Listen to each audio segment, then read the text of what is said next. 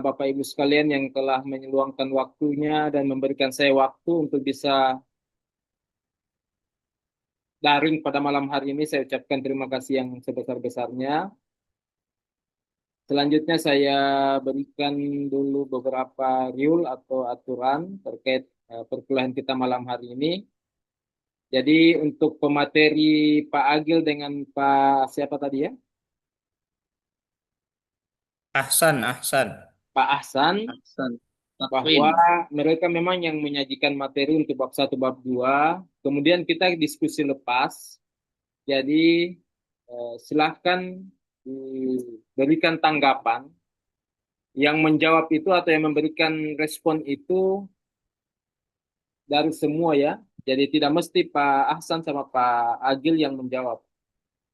Supaya supaya kita bisa memicu ya, merangsang beberapa analisis yang mungkin setiap kepala pasti berbeda-beda. Nah, yang saya harapkan itu bahwa dengan banyaknya masukan, banyaknya analisis yang Bapak Ibu berikan, bisa menimbulkan bahasan-bahasan yang menarik. Ya, saya inginnya di situ. Karena kalau hanya berdasarkan materi, saya bisa sajikan materi itu paling hanya 10 sampai 15 menit sudah selesai. Tapi kalau kita diskusi, itu akan banyak bentuk-bentuk atau hal-hal baru yang mungkin bisa kita pahami secara bersama-sama. Saya bertugas sebagai panelis yang akan mempersilahkan Bapak Ibu ketika misalnya siapa yang mau menjawab, siapa yang bertanya, nanti saya yang tentukan. Baik, untuk sesi pertama saya persilahkan dipaparkan dulu dua bahasan ya, dua bahasan atau satu-satu dulu ya. Insya Allah kita kuliah 90 menit, 120 menit ya, 2 jam. Insya Allah tidak terlalu lama, tidak terasa itu. Kalau aktif, kalau diam-diam ya 20 menit itu membosankan jadinya ya. Baik Bapak Ibu, saya ingatkan kembali mahasiswa doktoral itu adalah mahasiswa yang sudah harus dan wajib bisa memberikan saran, masukan yang bersifat kritis dan analisis. Ya, silakan Bapak Ibu untuk pemateri pertama saya persilakan yang hormat. Assalamualaikum warahmatullahi wabarakatuh. Waalaikumsalam warahmatullahi Waalaikumsalam wabarakatuh. warahmatullahi Waalaikumsalam wabarakatuh. warahmatullahi wabarakatuh. Ya, Bismillahirrahmanirrahim. Alhamdulillahirabbil alamin wassalatu wassalamu ala asyrafil anbiya'i wal mursalin wa ala alihi wa ashabihi wa man tabi'ahum bi ihsanin ila yaumiddin. Amma ba'd. Allahumma shalli ala Muhammad wa ala ali Muhammad kama shallaita ala Ibrahim wa ala ali Ibrahim innaka Hamidum Majid. Wa barik ala Muhammad wa ala ali Muhammad kama barakta ala Ibrahim wa ala ali Ibrahim innaka Hamidum Majid. Allahumma anfa'na bima 'allamtana wa 'allimna ma yanfa'una wa zidna ilman. Ya, yang terhormat dosen pengampu mata kuliah Manajemen Pendidikan Islam, ya, Al Ustadz Dr. Muammar Ashkur, Hafizahullah Ta'ala, dan yang terhormat juga teman-teman pasca sarjana, ya, doktoral pendidikan agama Islam. Ya, mohon izin, ya, terima kasih atas kesempatan yang diberikan kepada kami untuk memaparkan hasil analisis kritis artikel-artikel terindeks Scopus dengan tema pertama yakni ontologi, epistemologi, dan aksiologi manajemen pendidikan Islam. Ya, kita mulai dengan basmalah. Bismillahirrahmanirrahim. Sambil saya mohon izin share screen.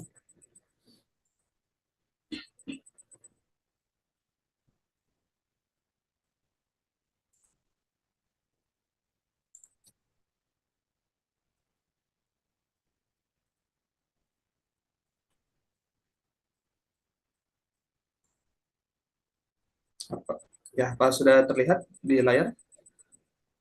Ustaz, jelas, alhamdulillah. Jelas, jelas. Ya, baik. Ya, sekali lagi, tema pertama yaitu ontologi, yaitu ya terkait dengan apa namanya, dari mana ya ilmu itu didapatkan, kemudian epistemologi dan juga aksiologi, untuk apa itu ilmu digunakan terkait dengan MPI atau manajemen pendidikan Islam. Artikel ada 5 ya, yang kita sudah analisis. Yang pertama dengan judul Educational Management in Improving the Quality of Teachers in Senior High Schools.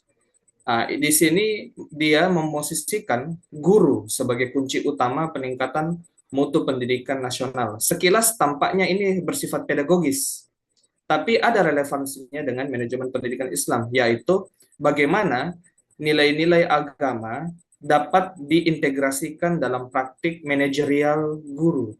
Karena bagaimanapun juga, manajemen pendidikan Islam dalam hal ini harus mampu memanage guru sebagai kunci utama peningkatan mutu pendidikan nasional. Nah, jadi dalam hal ini bentuk integrasinya yaitu MPI membantu untuk meningkatkan kualitas guru.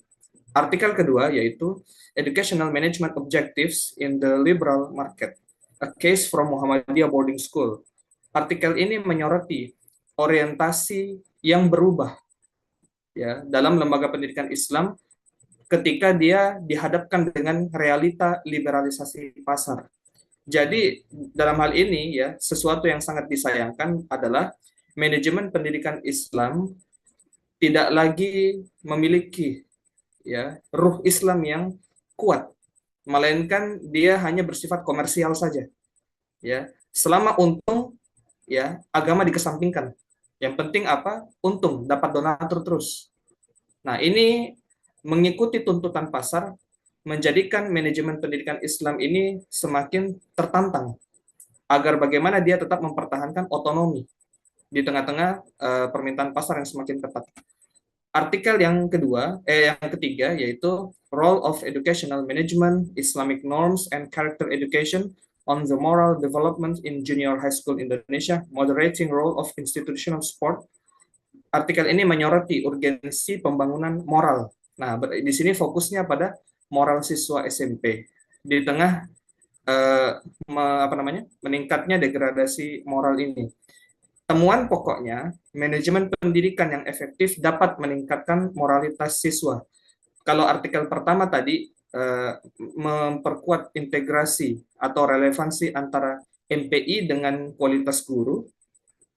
Kalau di artikel ini yaitu integrasi dan relevansi antara MPI dengan kualitas siswa. Nah, artikel yang keempat yaitu Superficial Implementation of Religious Moderation in Islamic Educational Management. Nah, persoalan di artikel keempat ini yaitu implementasi moderasi beragama di lembaga pendidikan Islam yang ternyata sering dilakukan secara superficial atau dangkal.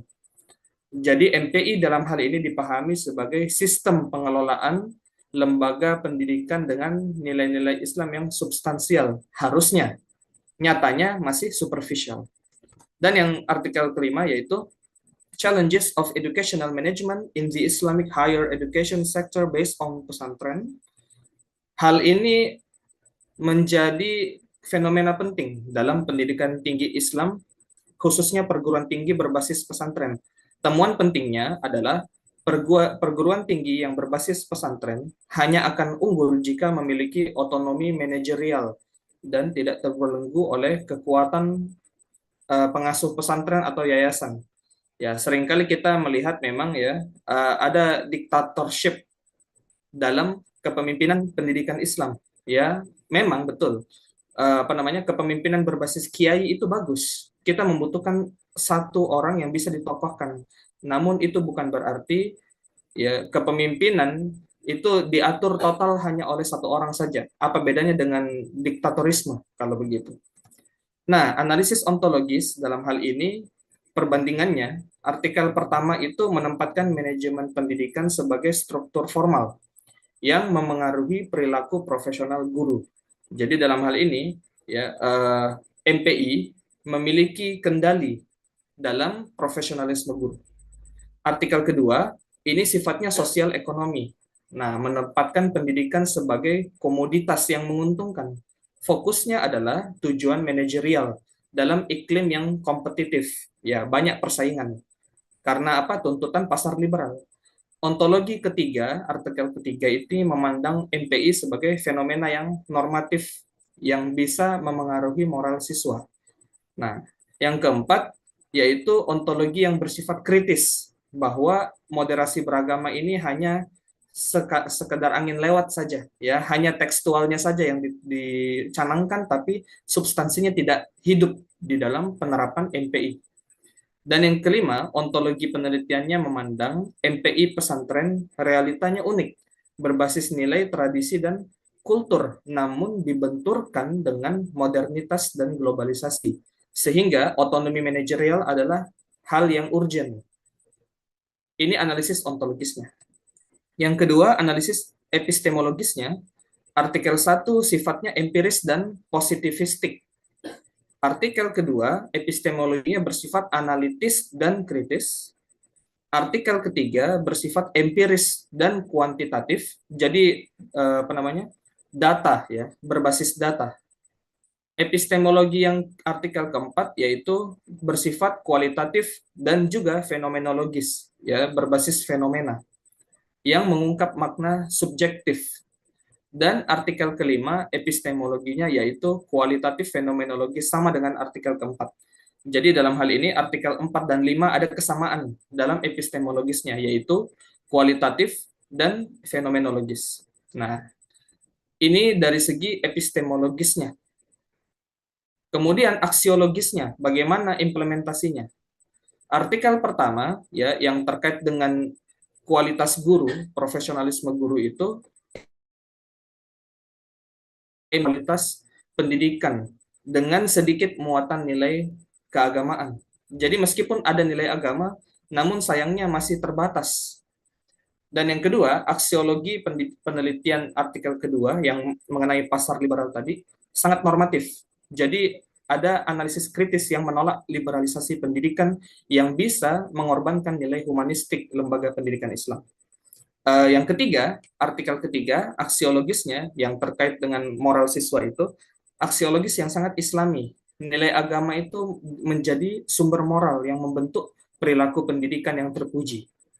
Artikel yang keempat, yaitu terkait dengan penerapan yang superficial, moderasi beragama di manajemen pendidikan Islam itu, aksiologinya kuat. Dia menghendaki perubahan budaya organisasi pendidikan Islam. Dan artikel kelima sangat kaya nilai dan dia memadukan nilai Islam pesantren dan etika profesional yang modern. Nah, dari segi metodologi kekuatan kelemahannya ya kita bisa lihat di sini. Artikel pertama bersifat empiris, datanya sistematis. Namun sayangnya analisisnya deskriptif dan tidak kritis, tidak menggali konteks moral ataupun agama, dan tidak ada teori baru yang dikembangkan di artikel pertama yang terkait dengan profesionalisme guru. Nah, jadi ya betul bahwasanya studinya empiris, ya, berbasis lapangan. Datanya pun tersistem, tapi masih terlalu deskriptif. Dan artikel kedua terkait dengan pasar liberal, analisis filosofis yang kritis ini menjadi kekuatannya. Dan perspektifnya multidisipliner sehingga banyak cabang ilmu yang berpeluang memberikan perspektif dan relevan dengan konteks globalisasi. Tapi sayangnya data empiris tidak digunakan. Tidak sama dengan penelitian yang pertama tadi. Generalisasi terlalu tinggi dan masih terlalu abstrak. Artikel ketiga, karena menggunakan SIM, maka validitas statistiknya sangat kuat. Ada variabel moderasi yang memperkaya dan konteks Indonesia ini sangat relevan. Akan tetapi sayangnya datanya menjadi bias sosial. Nah, tidak ada internalisasi nilainya dan sampelnya pun tidak dijelaskan lebih detail. Artikel keempat, ya, kekuatannya itu datanya sangat mendalam karena analisisnya bersifat fenomenologis yang menggali makna dan kritikal terhadap realitas implementasi kebijakan. Tapi tidak ada ukuran kuantitatifnya. Lokasinya pun terbatas dan solusinya masih bersifat konsep. Dan artikel yang terakhir, kekuatannya ada pada perbandingan multisitus. Dan datanya empiris antara manajemen perguruan tinggi pesantren dan juga analisisnya pun mendalam, otonomi institusi. Namun informannya yang sedikit, belum menyertakan perspektif mahasiswa atau dosen. Jadi terlalu berat pada data-data perspektif petinggi-petinggi, ya, top management. Dan indikator manajemen modern yang dimaksud ini belum ada ukuran pastinya. Dari segi originalitas dan kontribusinya, ya, Yang artikel pertama kontribusinya adalah pemetaan hubungan antara manajemen pendidikan dan kualitas guru. Jadi di situ letak originality-nya. Kemudian yang kedua, terkait dengan pasar liberal, kontribusinya bersifat konsep, ya, bukan model empiris. Jadi ada ruang perdebatan baru tentang bagaimana MPI harus menolak dominasi neoliberalisme. Artikel ketiga, penemuan barunya, ya, model integratif antara manajemen pendidikan, norma Islam, pendidikan karakter, dan dukungan institusi, sehingga ini berpengaruh sangat positif terhadap moral siswa. Artikel keempat, ini konsep superficial implementation, ini kontribusi baru. Jadi implementasi yang dangkal ini membuka diskursus baru tentang ketidaksesuaian antara kebijakan, manajemen, dan praktik di lapangan. Dan artikel kelima, kontribusinya adalah konsep otonomi manajerial dalam perguruan tinggi berbasis pesantren yang berusaha untuk lepas dari diktatorisme kiai atau diktatorisme donatur atau yayasan. Sehingga temuan empirisnya bahwa pesantren itu perlu sistem tata kelola yang mandiri.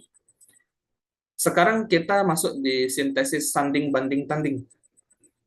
Kalau disandingkan, ya, di antara kesemuanya ini fokus pada mekanisme manajemen pendidikan dan peningkatan kualitas guru, itu yang pertama. Yang kedua, artikel kedua, itu analisis tujuan manajemen pendidikan dalam sistem pasar liberal. Artikel ketiga, model integratif antara manajemen pendidikan, norma Islam, pendidikan karakter, dan dukungan institusi. Artikel keempat, membongkar implementasi dangkal atau superficial implementation, moderasi beragama di lingkungan pendidikan Islam. Dan artikel kelima, ada galian tantangan manajemen perguruan tinggi pesantren dalam menghadapi globalisasi dan digitalisasi yang seringkali berbenturan dengan nilai-nilai tradisionalisme. Ini penyandingannya. Nah, bagaimana perbandingannya? Ada beberapa persamaan, ada beberapa perbedaan. Persamaan yang kita temukan dari kelima artikel ini kita dapati 3. Persamaan yang pertama, kelima artikel tersebut mengakui bahwa pentingnya nilai, value dalam manajemen pendidikan Islam. Jadi manajemen itu tidak berjalan sebagaimana mesin berjalan, tapi ada value-based management, manajemen berbasis nilai. Yang kedua, persamaannya, semua artikel ini menyadari adanya krisis dalam manajemen pendidikan, utamanya manajemen pendidikan Islam. Jadi krisis, ya, krisis yang relevan dengan pendidikan di era 4.0 ini. Dan yang ketiga, persamaannya, semua artikel menekankan perlunya integrasi pendekatan. Jadi MPI ini harus bisa diintegrasikan dengan disiplin ilmu yang lain. Seperti tadi, ya, terkait dengan moderasi agama, kemudian konteks sosial ekonomi, sosial politik, dan sebagainya. Tapi ada beberapa perbedaan juga. Dari segi ontologis, ya, artikel 1 itu struktur organisasi. Artikel kedua, MPI sebagai sistem ekonomi politik. Artikel 3 sebagai pembentukan moral. Artikel keempat, MPI sebagai fenomena kultural ideologis. Dan artikel kelima, sebagai ruang dialektika tradisi dan modernitas. Itu dari segi ontologisnya, perbedaannya. Kalau dari segi epistemologis, perbedaannya pun terlihat. Artikel 1, empiris deskriptif. Artikel 2, argumentatif dan filosofis. Artikel 3, empiris kuantitatif. Artikel 4, kualitatif fenomenologis. Artikel 5, kualitatif multisitus. Perbedaan aksiologisnya, ya, penerapannya di lapangan. Artikel 1 itu efektivitas dan efisiensi, efektif dan efisien. Artikel kedua, fokus pada humanisme dan keadilan sosial. Artikel ketiga, fokus pada religiusitas dan karakter. Artikel keempat, fokus pada moderasi dan toleransi. Artikel kelima, fokus pada kearifan pesantren dan profesionalitas. Penandingannya, kita dapat lihat di tabel. Dari segi penandingan, artikel 1 itu ontologi yang struktural, epistemologi empiris deskriptif, aksiologinya nilai efisiensi. Yang kedua, artikel kedua, ontologinya sistem kritis. Beda dengan yang pertama, yang terstruktur, tapi ini fokus pada penekanan kritikalnya. kemudian epistemologi yang bersifat analitis dan filosofis, dan aksiologinya pun keadilan dan anti komersialisasi. Ya, karena ada pasar liberal yang menjadi ancaman. Artikel ketiga fokus pada ontologi moral normatif, epistemologinya kuanti, dan aksiologinya pun moral, Islam, dan karakter. Artikel keempat fokus pada ontologi kultural ideologis, epistemologinya kualitatif, dan aksiologinya adalah konteks moderasi beragama. Dan yang artikel terakhir, ontologi bersifat tradisi modern, ya ada hybrid di situ. Kemudian epistemologi yang kualitatif sama dengan artikel keempat, aksiologi nilai-nilai pesantren dan profesionalitas. Inilah penandingan antara kelima artikel. Sebagai implikasi filsafat untuk pengembangan manajemen pendidikan Islam di Indonesia. Nah, kajian terhadap 5 artikel Scopus ini menunjukkan bahwa MPI sebagai disiplin ilmu jangan dipandang dengan cara yang terlalu kaku, hanya sebatas teknik manajerial, tapi harus ditopang oleh fondasi filosofis yang kuat pula. Nah, dari sintesis kelima artikel ini dapat kita simpulkan bahwa MPI di masa depan adalah MPI yang berlandaskan nilai Islam, moderasi, moralitas, humanisme, dan keadilan. Hal ini pun didukung epistemologi yang multi paradigma, serta berwujud dalam manajemen modern yang profesional. Tapi tidak melupakan akarnya, yaitu tradisi dan kearifan lokal Indonesia. MPI itu tidak lagi sekedar ngatur guru, ya, kurikulumnya atau sarananya, tapi menjadi proyek peradaban untuk membangun manusia Indonesia yang bermoral, moderat, kompeten, dan berdaya saing global. Wallahu a'lamu bishawab. Terima kasih atas kesempatan yang diberikan kepada kami. Jazakumullahu khairan. Kami kembalikan ke Ustadz Dr. Muhammad Ashkar. Fa'alaihi.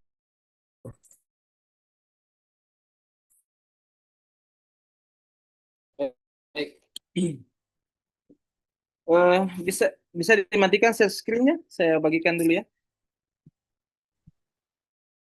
Ya, sudah Ustadz. Saya tambahkan dulu sedikit pemantik sebelum kita diskusi. Jadi ontologi, epistemologi, dan aksiologi manajemen pendidikan Islam. Implementasi dari mata kuliah ini, Bapak Ibu bisa, ini tampil ya, bahwa Ya, tampil, tampil. hakikat ontologis, Bapak Ibu bisa mencapai 5 hal ini dalam pembelajaran kita. Ya.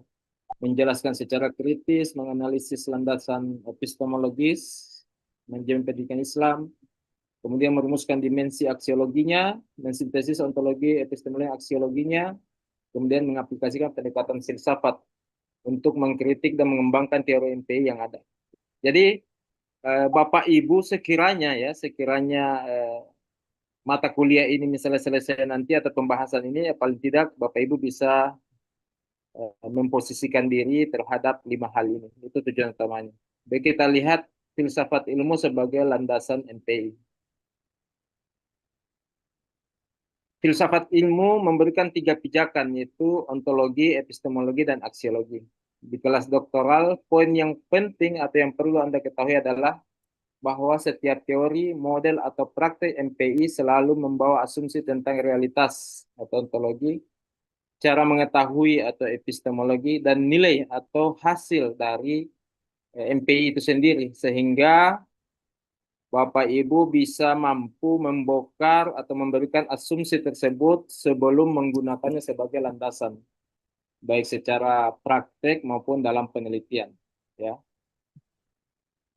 Secara ontologis, MPI mempersoalkan apa yang sebenarnya ada dan dikelola dalam manajemen pendidikan Islam.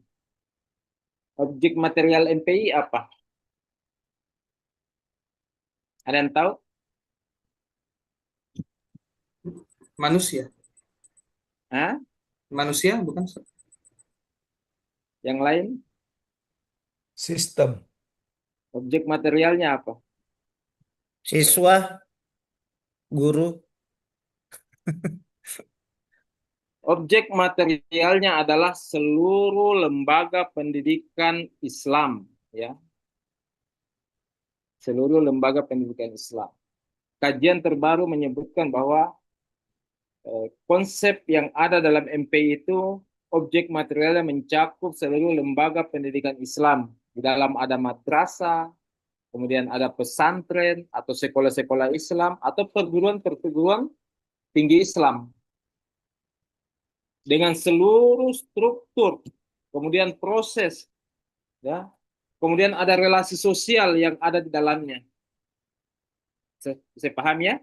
Jadi objek materialnya itu adalah seluruh lembaga pendidikan Islam, baik madrasah, pesantren, sekolah, lembaga tinggi Islam, dengan seluruh stakeholder yang ada di dalamnya, seluruh struktur yang ada di dalamnya, seluruh proses yang ada di dalamnya, serta seluruh relasi-relasi yang digunakan dalam mengembangkan institusi tersebut. Itu objek materialnya.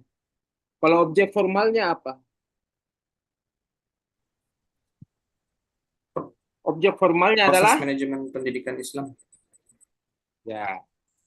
Objek formalnya adalah bagaimana cara lembaga tersebut dikelola berdasarkan prinsip-prinsip dan nilai Pedagogis. Islam.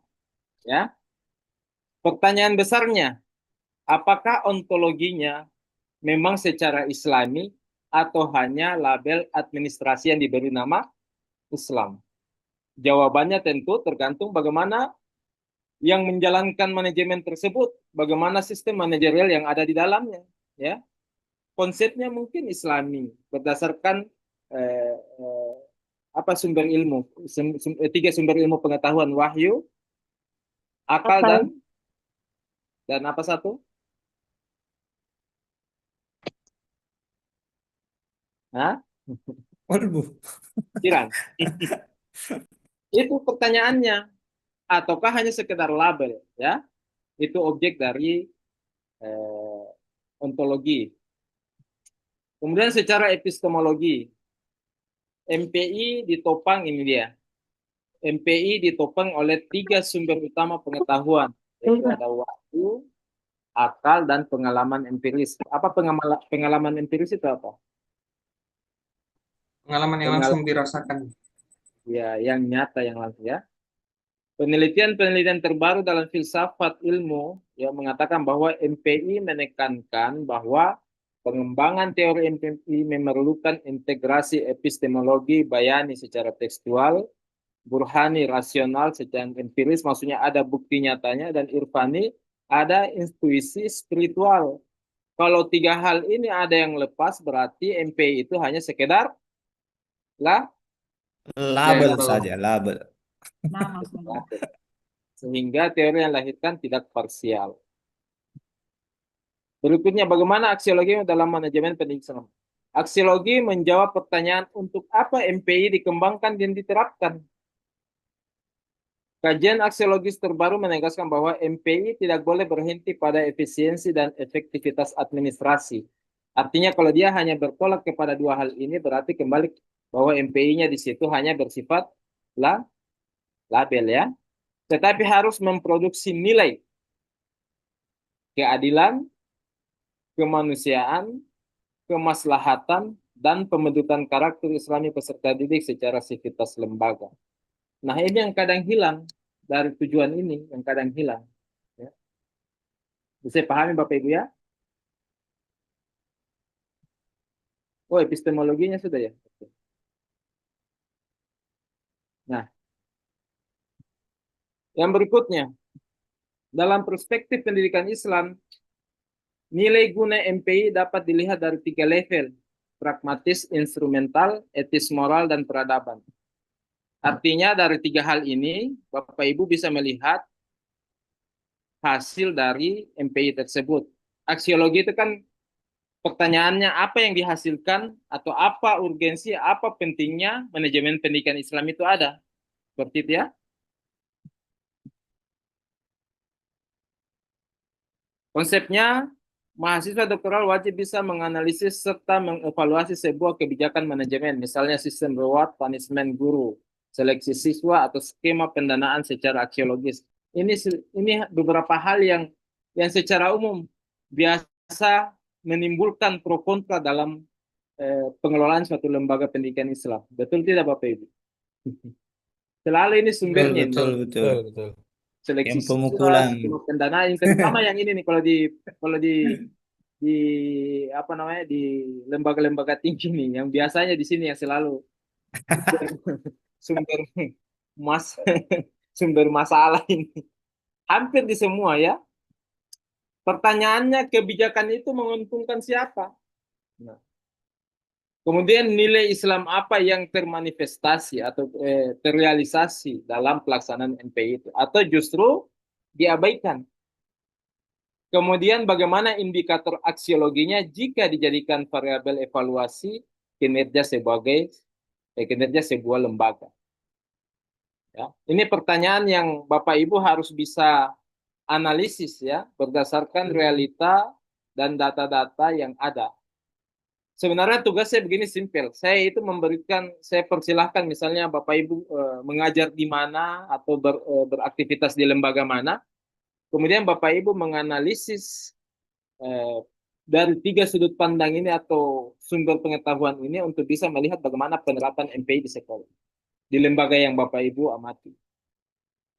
Karena dengan begitu tentu Bapak Ibu akan mampu melihat apakah MPI yang ada di lembaga tersebut bersifat label saja atau memang terlaksana dengan dasar yang telah kita bahas bersama ya.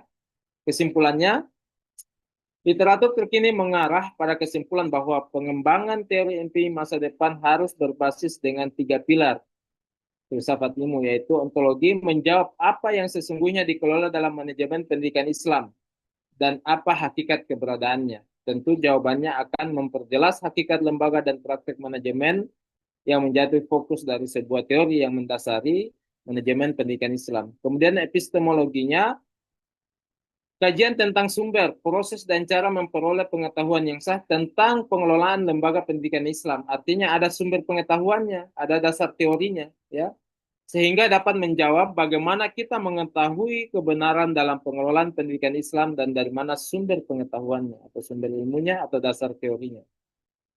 Kemudian aksiologinya, kajian tentang tujuan, nilai, dan manfaat serta etika penggunaan ilmu manajemen dalam pengelolaan lembaga pendidikan Islam. Sehingga dapat menjawab untuk apa manajemen pendidikan Islam digunakan dan nilai apa yang harus dituju atau hasil apa yang harus dicapai. Tadi sempat dibahas di artikel tadi bahwa pengembangan profesional mes guru ya itu termasuk dalam aksiologi dari manajemen pendidikan Islam. Kalau misalnya sumbernya atau prakteknya tidak benar, tentu di situ akan muncul masalah. Dia akan pilih orang-orang yang support dia supaya ikut pelatihan karena ada dana di dalamnya misalnya. Bisa saya seperti itu. Atau dia pilih orang-orang yang bisa join riset dengan dia supaya kamu kasih masuk nama saya, nanti saya yang cairkan. Seperti itu. Kadang seperti itu. Ya. Jadi memang sumbernya kalau tidak dilihat secara maslahat, kemudian berdasarkan pengetahuan dan prakteknya tidak Islami, berarti manajemen pendidikan Islam yang diterapkan dalam suatu lembaga itu hanya sekadar label ya. Itu mungkin pengantarnya. Silakan Bapak Ibu lakukan diskusi lepas, nanti saya sebagai panelisnya dulu ya. Sehingga sekiranya terbentur baru saya coba menjawab atau menjelaskan. Silakan Bapak Ibu. Siapa yang mau bertanya dulu? Saya Ustadz Ya, Nurhalisa. Mustaqim. Nur siapa ini? Nurhalisa Ustadz. Nurhalisa. Oke, silakan Pak Nurhalisa. Bu. Ya, terima kasih Ustadz karena kebetulan juga saya di bab 1. Oh iya. Saya sebenarnya berharap sekali Ustadz bisa presentasi malam ini karena minggu depan jadwal operasi saya. Iya. Tapi enggak apa-apa, saya sedikit mau menanggapi juga dari materi tadi Ustadz Agil terkait dengan istilah diktator.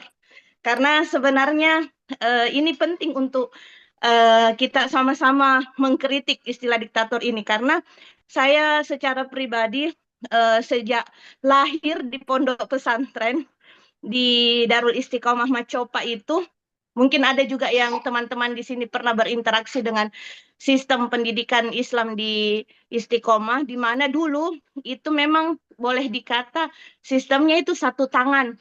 Pak Kiai yang punya semua kebijakan, bahkan ada istilah remote-nya atau kontrolnya itu di Pak Kiai.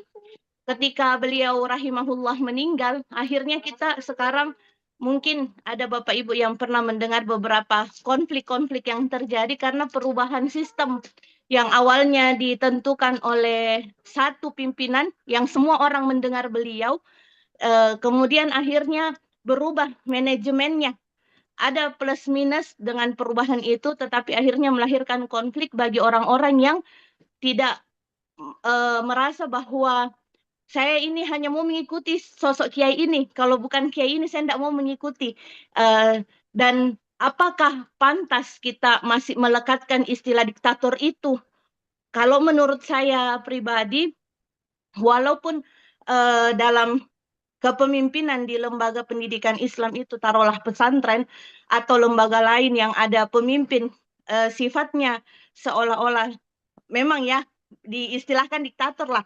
Tetapi apakah kita bisa memikirkan istilah yang lain yang mungkin lebih tepat, karena bagi saya dari sisi bahasa, diktator itu konotasinya langsung negatif. Padahal walaupun mungkin dalam implementasi kesehariannya mirip, hanya ada satu orang mau didengar, tetapi dia belum tentu diktator. Kalau dalam pikiran saya, kalau diktator, dia membawa kita kepada keburukan. Tetapi kalau dia membawa kita kepada kebaikan, walaupun hanya dia yang ingin didengarkan, menurut saya bukan diktator. Tetapi mungkin bolehlah nanti Ustadz Agil atau teman-teman yang lain merespon apa kira-kira istilah yang lebih tepat yang kita sematkan di dalam pengelolaan lembaga yang masih mengusung satu sosok, yang masih misalkan mengkultuskan satu pihak. Mungkin itu yang jadi perenungan kita, karena saya secara pribadi terus terang kurang bisa menerima kalau ada kiai-kiai kita yang dikatakan bahwa dia diktator. Karena bagi saya kalau pemimpin agama itu insya Allah selalu mau mengajak kepada kebaikan, kurang layak rasanya kalau kita menyebutnya diktator. Mungkin itu saja, Ustadz. Terima kasih.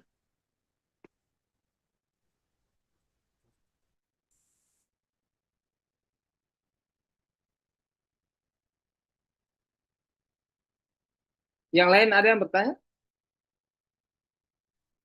Ya, saya mungkin Ustaz. Tolong nanti ada satu yang selalu catat ya, masalah pertanyaan-pertanyaan, konsep-konsep dari pertanyaannya. Saya Mustaqim. Jadi siapa bertanya ini? Saya Siapa? juga mau bertanya. Saya Mustaqim. Mustaqim dulu. 3 pertanyaan dulu ya, Mustaqim baru Ahsan. Oke. Ya, Ustaz. Terima kasih. Assalamualaikum warahmatullahi wabarakatuh.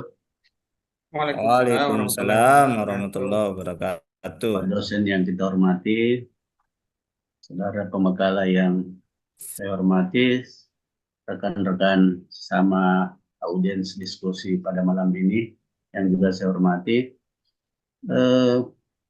Menarik ini sebetulnya kajiannya Ustaz Agil, makanya menggelitik pikiran saya bahwa pada aspek 3 aspek yang dikemukakan tadi, nah saya menghadapi realitas kekinian kita tentang lembaga pendidikan, termasuk manajemen lembaga pendidikan Islam, di mana sekarang ini kita dicepoki dengan pemikiran semua lembaga itu mengejar predikat.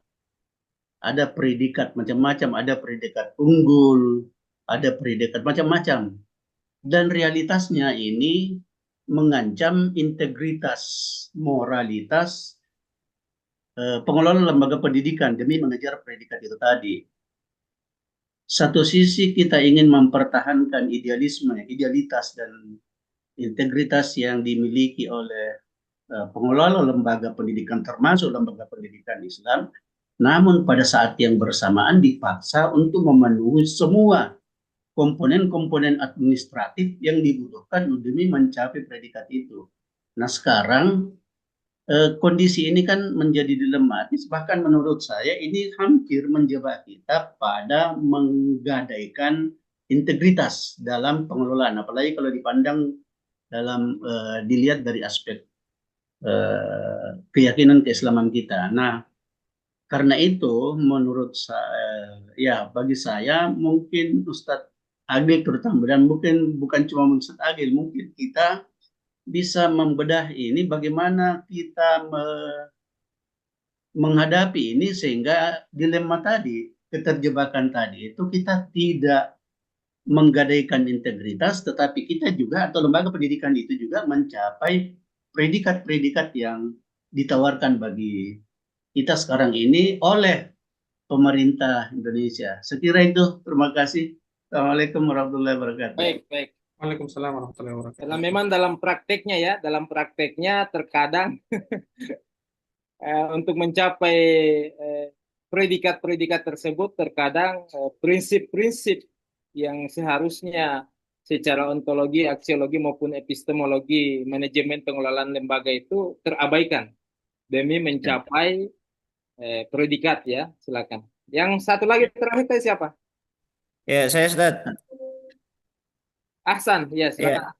Nanti Ya. sesi kedua lagi ya. Ya.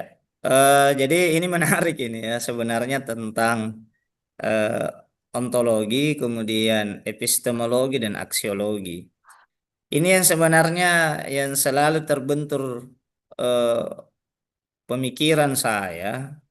Ini kan kita lembaga pendidikan Islam, secara ontologinya jelas, tuntunannya jelas, epistemologi caranya jelas, kemudian aksiologinya, nilainya nanti, impactnya nanti jelas.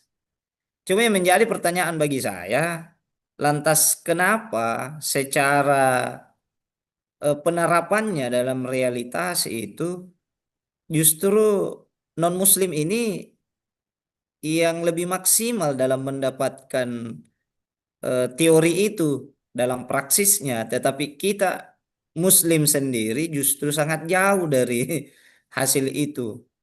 Termasuk juga sebenarnya ini juga yang menjadi pertimbangan saya mengenai adanya ujian itu. Satu sisi kita mengadakan ujian entahlah ujian nasional kah, ujian TKA kah, ya ujian di lembaga pendidikan tinggi dan sebagainya.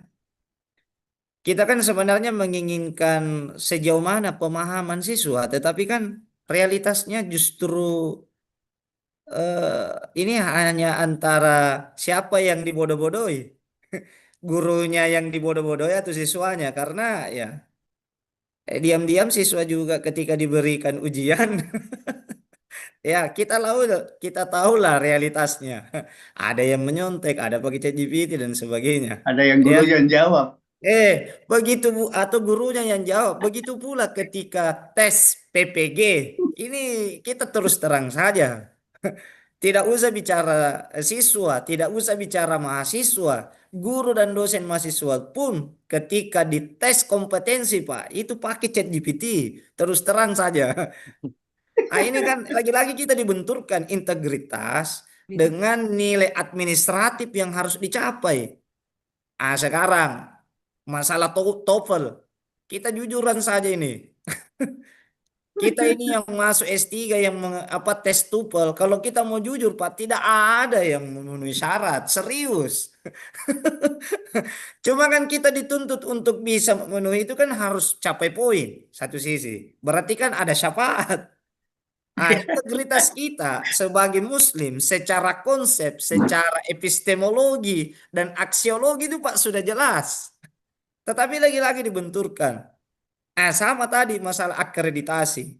Saya terus terang Pak, waktu saya belum menjadi tim, ini Ustaz Agil yang paling tahu ini masalah akreditasi. Tidak usah ditutup-tutupi lagi Ustaz Agil. Saya sudah dibimbing ahli untuk membuat akreditasi kampus yang paling hancur menjadi baik itu Pak. Normalisasi istilahnya. Apa? Integrasi Pak hilang. Integrasi hilang. Makanya ini menarik didiskusikan. Bagaimana bisa secara konsep aksiologinya jelas, ya, dan ontologinya jelas, epistemologinya jelas, sampai aksiologinya, tuntunannya jelas. Tetapi yang masalah ini praksisnya. Karena kita dibenturkan dengan aturan, satu sisi kita harus menggadaikan integritas. Anda usah apa tutup-tutupi. Ini realitasnya, Pak. Ah, sekarang bagaimana mengembalikan itu? Karena ini sudah jadi budaya. Tradisi. Ini menjadi pertanyaan besar bagi saya. Bagaimana kita bisa mendobrak ini? Menarik kemarin yang kita diskusikan juga yang kemarin di filsafat katanya harus membuat sistem. Ah, justru ini yang masalah ini. Karena sistemnya ini sudah besar, kita masih kecil. Makanya sistemnya Ah, suka berubah-berubah. jadi ini mungkin menarik didiskusikan bagaimana ini menyelesaikan ini. Karena ini realitas. Satu sisi kita harus jaga integritas, satu sisi kita harus pertahankan predikat secara administratif. Ini yang menjadi persoalan. Ya, saya kira itu, Pak. Makasih. Sekarang saya persilahkan siapa yang mau memberikan analisis dan pandangannya. Boleh saya dulu, Ustaz? Saya start. Siapa? Oh, Pak Muzakir. siap, siap. Ya, boleh silakan Pak Muzakir. Dari pertanyaannya siapa Pak Muzakir? Eh, saya coba menyasar ketiganya dulu karena Baik, ini mirip-mirip ini, Ustaz. Ya. silakan Pak. Oke, baik. Bismillah. Assalamualaikum warahmatullahi wabarakatuh.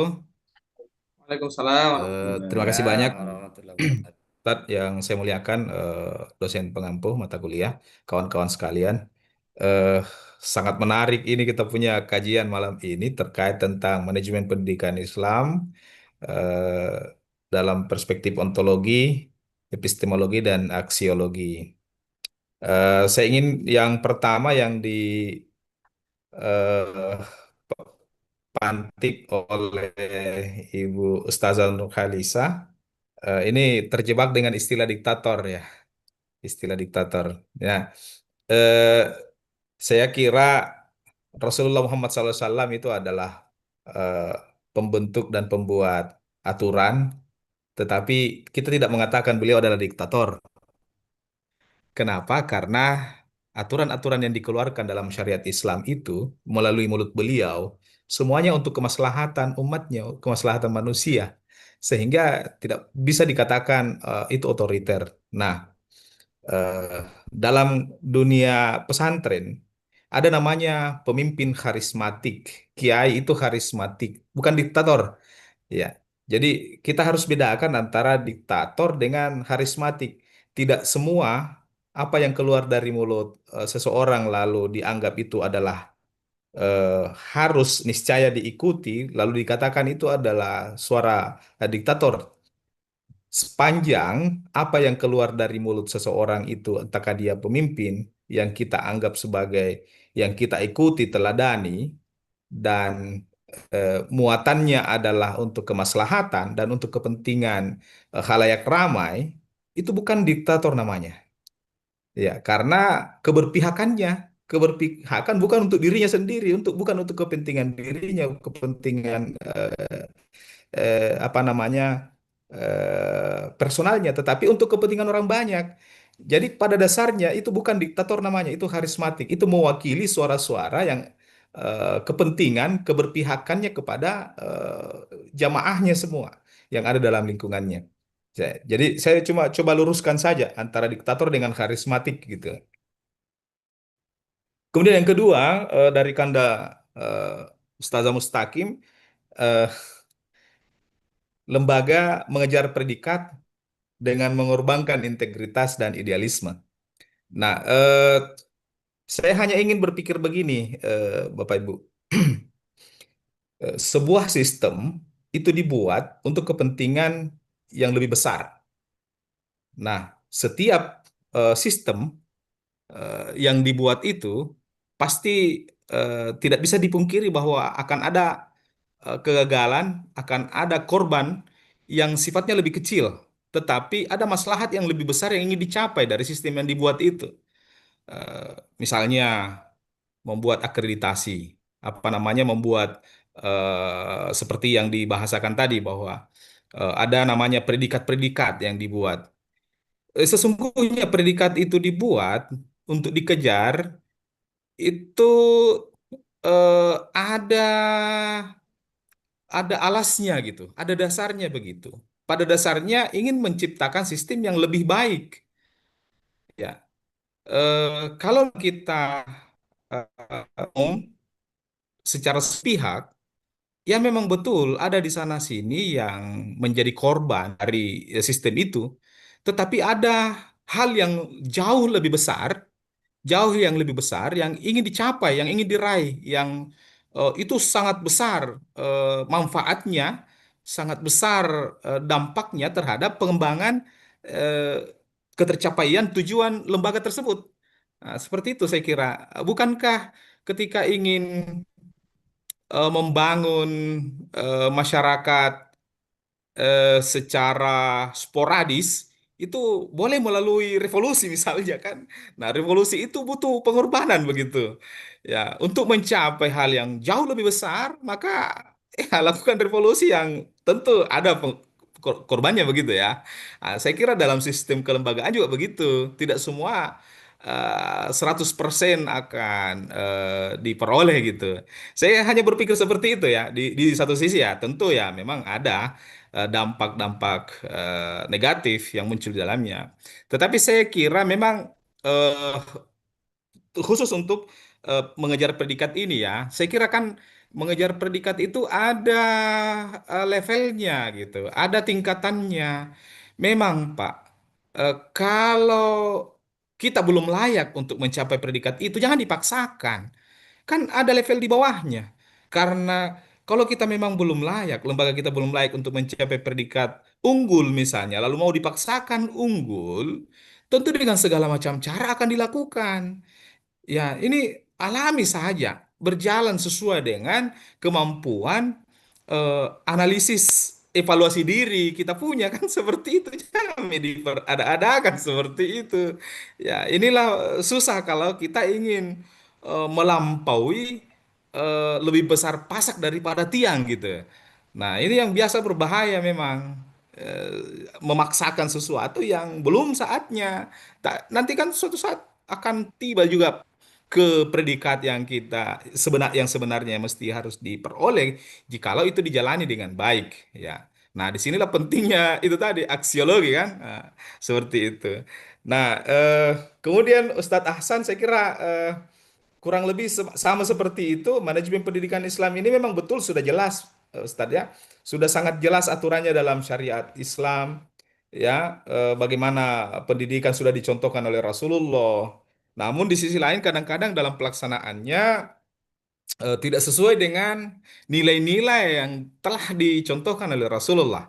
Ya, kadang-kadang kita melihat ada lembaga pendidikan yang umum lebih Islami, lebih Islami penerapannya, lebih Islami suasananya, sistemnya, strukturnya ketimbang beberapa lembaga, mungkin lembaga Islam yang menyatakan dirinya identitasnya Islam, labelnya Islam, tetapi sungguh di dalamnya tidak apa ya kurang Islami begitu karena menentang bersebelahan dengan nilai-nilai ajaran-ajaran yang dicontohkan oleh Rasulullah SAW. Nah, saya kira identitas itu penting, label itu penting, tapi nilai di balik label itu jauh lebih penting. Ya, nilai di balik label itu jauh lebih penting dan proses bukankah Islam ini ya tidak boleh kita jalani hanya secara parsial tetapi harus secara kafah begitu, secara menyeluruh. Begitu juga lah halnya dalam pengelolaan lembaga kependidikan Islam ya, dalam manajerial pendidikan Islam ya. Jangan setengah-setengah hanya identitas dan label saja Islamnya tetapi prosesnya di dalam etikanya, integritasnya tidak Islami kan ini parah begitu. Saya kira untuk sementara begitu jawaban saya, tanggapan saya terhadap pertanyaan-pertanyaan Iya, kawan-kawan luar semua. biasa. Terima kasih. Assalamualaikum warahmatullahi wabarakatuh. Salam Waalaikumsalam warahmatullahi wabarakatuh. Baik, siapa lagi yang ingin menyampaikan hasil pemikirannya atau analisisnya? Masih ada? Saya Ustadz mau Panggil. meluruskan. Ya, Oh ya, si Pameteri dulu ya. Ya. Iya. Oke, ya mau menjawab dulu, Silakan, Ustaz. silakan. Ya, mungkin. Ya, terima kasih atas kesempatannya. Yang pertama, pertanyaan pertama dulu mungkin dari Ustazah Nur Khalisa. Ya, labeling ya. Mungkin ada beberapa yang perlu saya luruskan. Kenapa saya menyebutkan istilah diktatorship tadi?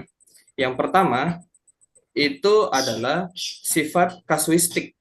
Jadi bukan semua pesantren seperti itu. Ada memang beberapa kasus yang bahwasanya satu orang memiliki kekuatan yang absolut, bukan karismatik sebagaimana yang Ustadz Muzakir sampaikan.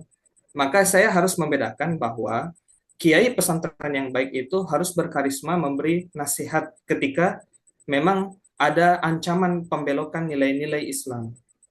Tapi yang saya maksud diktator adalah bukan lagi pemberian nasihat, tapi pemberian instruksi. Dan memang ada beberapa kasus yang kita dapati seperti itu. Dan ini yang saya anggap percuma ada kepala sekolah, percuma ada kepala madrasah. Kalau yayasan yang selalu nyetir. Nah, ini yang saya maksud tadi, kenapa ada sistem seperti itu. Lagi pula, meskipun konotasinya negatif, kita juga harus terbuka bahwasanya secara istilah, diktatorship itu adalah kepemimpinan yang sifatnya one man, satu orang yang punya kekuasaan yang nyaris absolut. Nyaris absolut berarti hampir sepenuhnya kekuasaan ada di tangannya. Tapi saya belum menyebut untuk apa kekuasaan itu digunakan. Nah, kalau konotasi negatif pasti ya, karena itu memang semantiknya seperti itu. Semantiknya itu selalu dipakai hal-hal negatif. Tapi yang saya maksud yang bersifat linguistik bahwasanya diktatorship itu adalah sifat kepemimpinan satu tangan, satu orang. Nah, kalau yang Ustadz Muzakir tadi sampaikan itu contoh yang baik. Pemimpin kiai di sini menempatkan dirinya sebagai pemberi mau'izah, memberi nasihat, memberi arahan. Setiap kali bawahannya mulai membelot dari jalan yang lurus, kiai mengarahkan mereka kembali ke jalan yang benar. Tapi yang saya maksud bukan diktator yang seperti itu. Yang saya maksud, kiai sudah mulai memberi instruksi yang diikuti, bukan nasihat. Jadi saya harus bedakan nasihat dengan instruksi. Nah, dan harus dibedakan pula diktator yang mana yang dimaksud. Dan itu pun tidak berlaku di semua pesantren yang ada di Indonesia. Hanya beberapa saja. Atau bahasa hari-harinya kita, oknum. Oknum seperti itu. Nah, itu mungkin ya untuk meluruskan. Jangan sampai saya saya dianggap menuduh pesantren itu sistem Hitler semua. Tidak ya, tidak seperti itu. Nah, oke, yang kedua, mungkin sekaligus menjawab pertanyaan ketiga juga ya, bahwa memang betul ya, ada degradasi integrasi, ya, ada penurunan nilai-nilai integritas. Ya, kita dihadapkan dengan pilihan yang sulit. Di satu sisi kita mau mempertahankan idealisme, ya cocok yang Ustadz Muzakir tadi sampaikan. Di sisi lain, kita kalau tidak ikuti sistem, lembaga kita tidak bisa beroperasi. Bahkan kampus, cocok nih yang Ustadz Hasan bilang, saya praktisi. bahkan saya auditor, ya auditor internal juga di universitas. Terbongkar deh. Bukan terbongkar, kan memang kewajiban tak memang, kasihan. Begini Ustadz, namanya kan sistem ya. Sistem ini memang tahulah kalau sistem yang bobrok di Indonesia ini adalah sistem yang memaksa orang lain untuk berbuat curang. Sistem yang membuat orang terpaksa menghalalkan segala cara. Kenapa? Mereka tidak mau ada sanksi sosial. Akreditasi B itu kampus. Akreditasi C itu madrasah. Jelek itu, jangan mau kemasukan anakmu di situ. Tidak bagus juga. Jadi ada sanksi sosial yang dihindari karena orang Indonesia ini suka dengan label.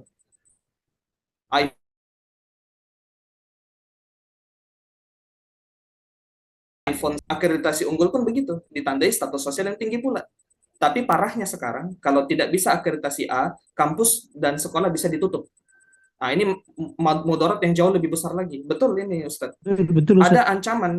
Ada ancaman bahwasanya, bukan ancaman sih sebenarnya, tantangan. Kalau ancaman itu mungkin kita tidak bisa memberi solusi, tapi kalau tantangan, ya kita bisalah ya memberikan solusi. Bahwa sistem yang terlalu berfokus pada administratif ya, yang bersifat administratif tanpa melihat mutu-mutu keilmuan, itu harus diperbaiki. Dari atas dulu diperbaiki, bukan dari bawah. Kalau dari bawah bottom up itu tidak nyocok, top down yang nyocok dalam hal administrasi pendidikan.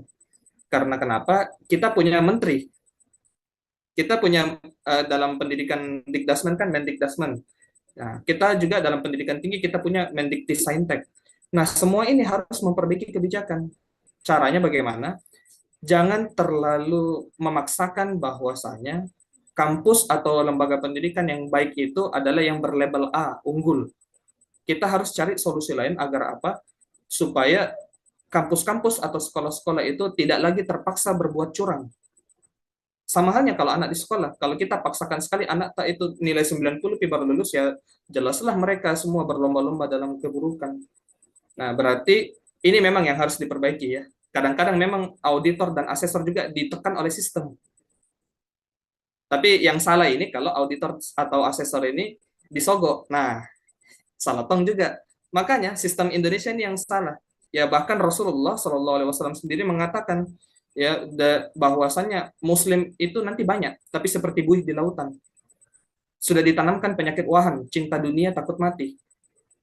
Makanya mengorbankan integritas demi popularitas dan demi keberlanjutan lembaga pendidikan Islam yang bobrok akhlak. Wallahu a'lam bishawab. Ya, saya kembalikan ke Ustadz Muhammad.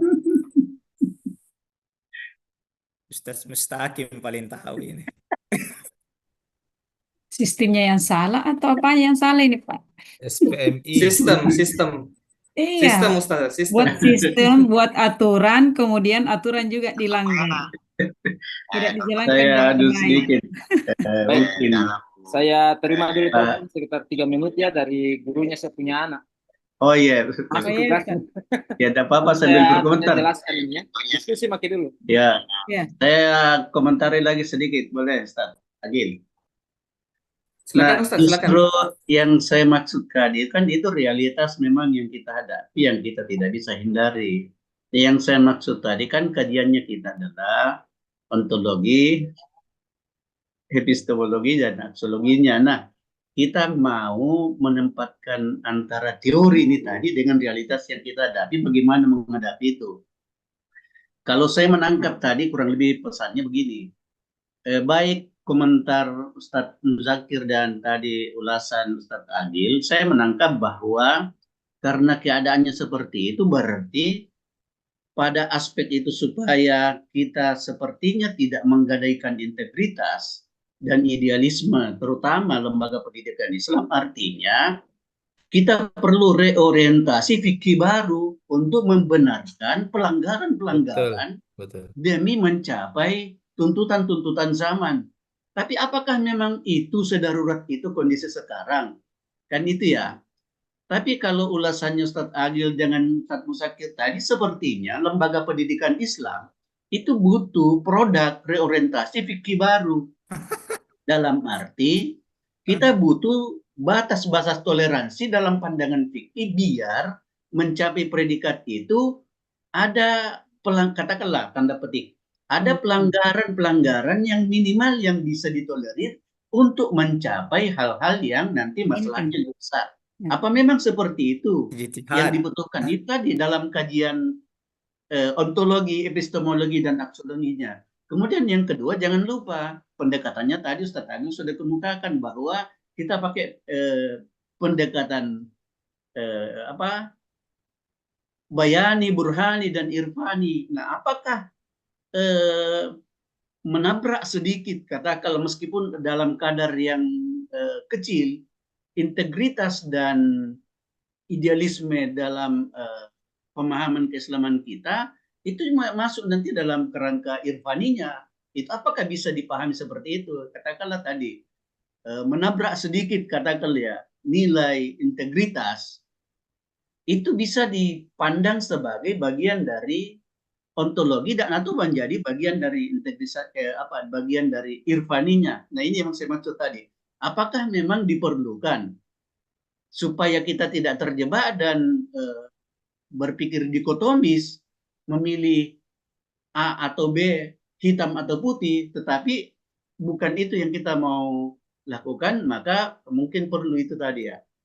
Ya, saya menangkap begitu. kita perlu reorientasi fikih sehingga melahirkan batas-batas toleransi yang kemudian mengakomodir dua hal yang berbeda tadi antara hitam dan putih itu. Tanya karena Ustadz Agil mengatakan seperti itu dan juga Ustadz Muzakir bahwa realitasnya kita tidak bisa keluar dari situ. Ya saya kira itu.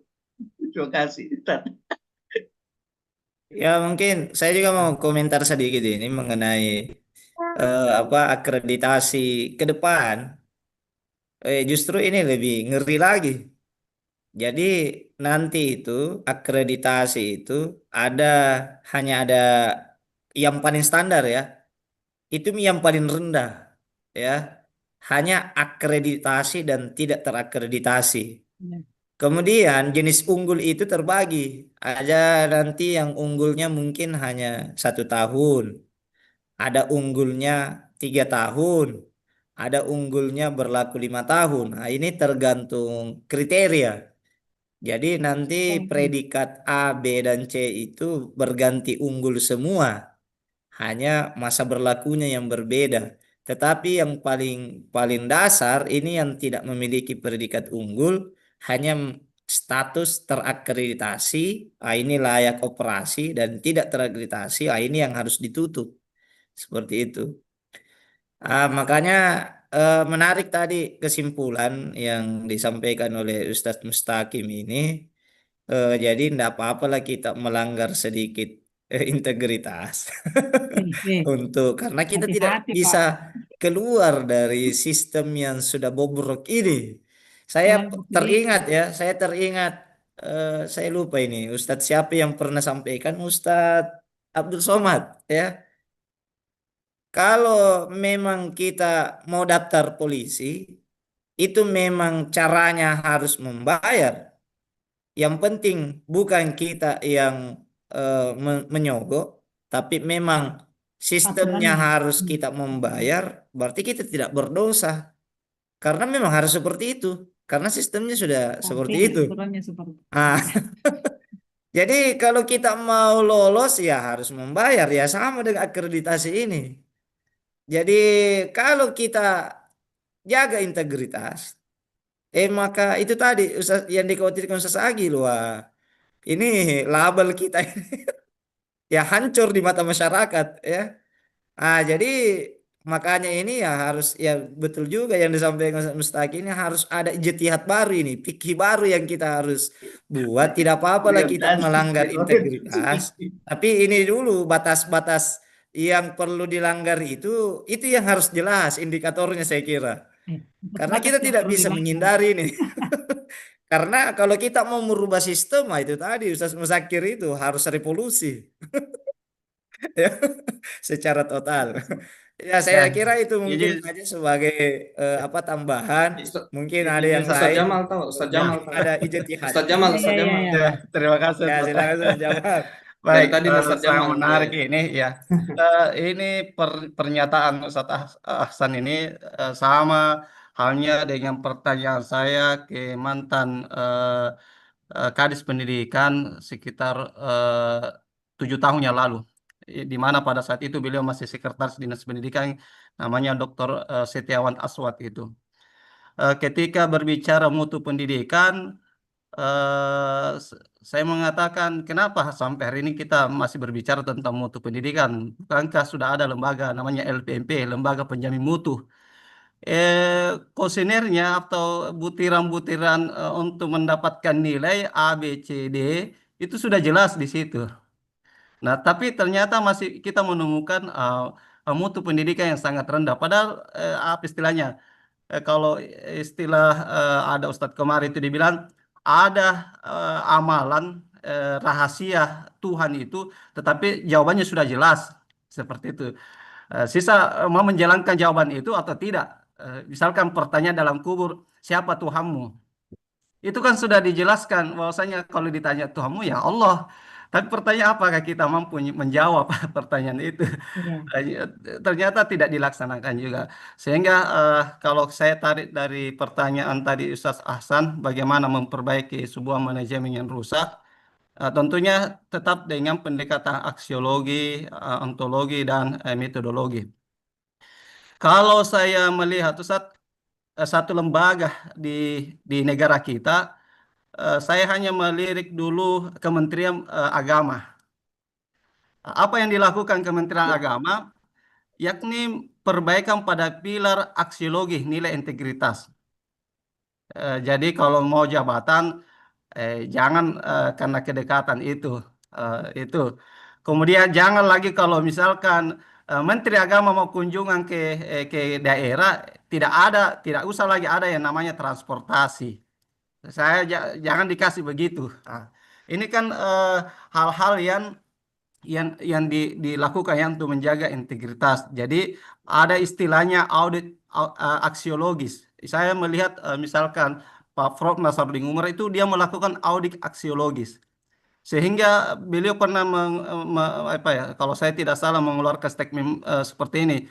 Kalau Anda sudah merasa bermasalah, silahkan laporkan diri Anda bermasalah dan tinggalkan jabatan. Seperti itu. Artinya apa?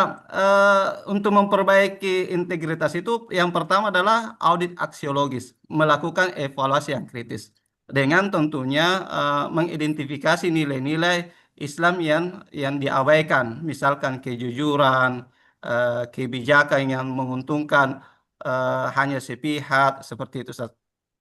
Kemudian yang kami sampaikan juga adalah restrukturisasi reward punishment. Mencoba mengubah sistem penghargaan yang tidak hanya berfokus pada hasil meningkatkan atau profit citra saja, seperti yang dibicarakan tadi tentang akreditasi itu.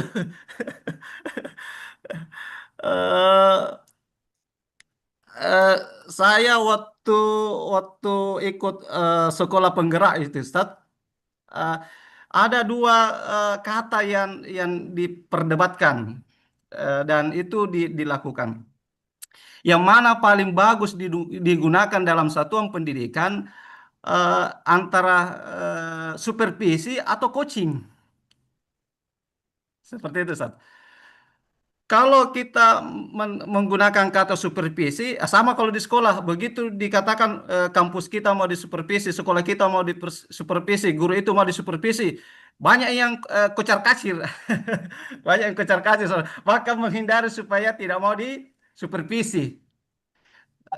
Artinya apa? Ada image yang terbangun bahwasanya yang namanya supervisi itu hal-hal yang sangat menakutkan, seperti itu.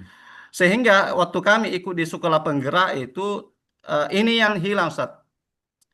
Ternyata yang paling ideal yang bisa kita gunakan di sekolah itu adalah teknik coaching, ya. Jadi teknik coaching. Jadi kalau kita mau akreditasi, Ustaz, yang dilakukan adalah mengcoaching dulu. Sama ketika saya pernah honor di satuan pendidikan, Ustaz, itu karena sudah di ultimatum harus akreditasi, sehingga dilakukan coaching, Ustaz. Diajari bagaimana memenuhi butiran-butiran akreditasi sekolah itu. Setelah memenuhi dan dipahami, barulah dievaluasi dulu, sudah betul atau tidak. Setelah dievaluasi, barulah dilaksanakan akreditasi, seperti itu. Dan ternyata kalau coaching itu, Ustaz, semua bisa, ya, semua bisa. Kenapa? Karena langkah-langkah coaching itu sangat bagus. Ini Ustaz Musakir pasti tahu itu. Kenapa saya mengatakan bagus dibandingkan supervisi itu atau akreditasi lah begitu? Karena kita membangun hubungan, ya. Jadi semua elemen di dalam struktur lembaga itu kita membangun hubungan. Yang kemudian kita bisa menetapkan tujuan SMART goal. Kalau guru itu ini juga masih apa ya? Kadang-kadang pimpinan di sekolah-sekolah itu masih keliru. Ketika misalkan penilaian kinerja itu kan ada tahapan-tahapan yang dilalui, ya, tahapan-tahapan yang dilalui. Dan kadang-kadang tahapan ini nanti di akhir baru dilakukan, Ustaz. Nah, nanti di akhir dilakukan. Padahal ada tahapan-tahapannya. Misalkan apa yang akan kita lakukan, apa tujuannya, apa goal, ya. Ini tidak, pokoknya nanti di akhir seperti itu, Ustaz. Sehingga kalau tidak dilakukan seperti ini, inilah yang bumerang seperti yang terjadi hari ini. Kemudian mendengarkan secara aktif. Kalau di coaching itu kita butuh mendengarkan.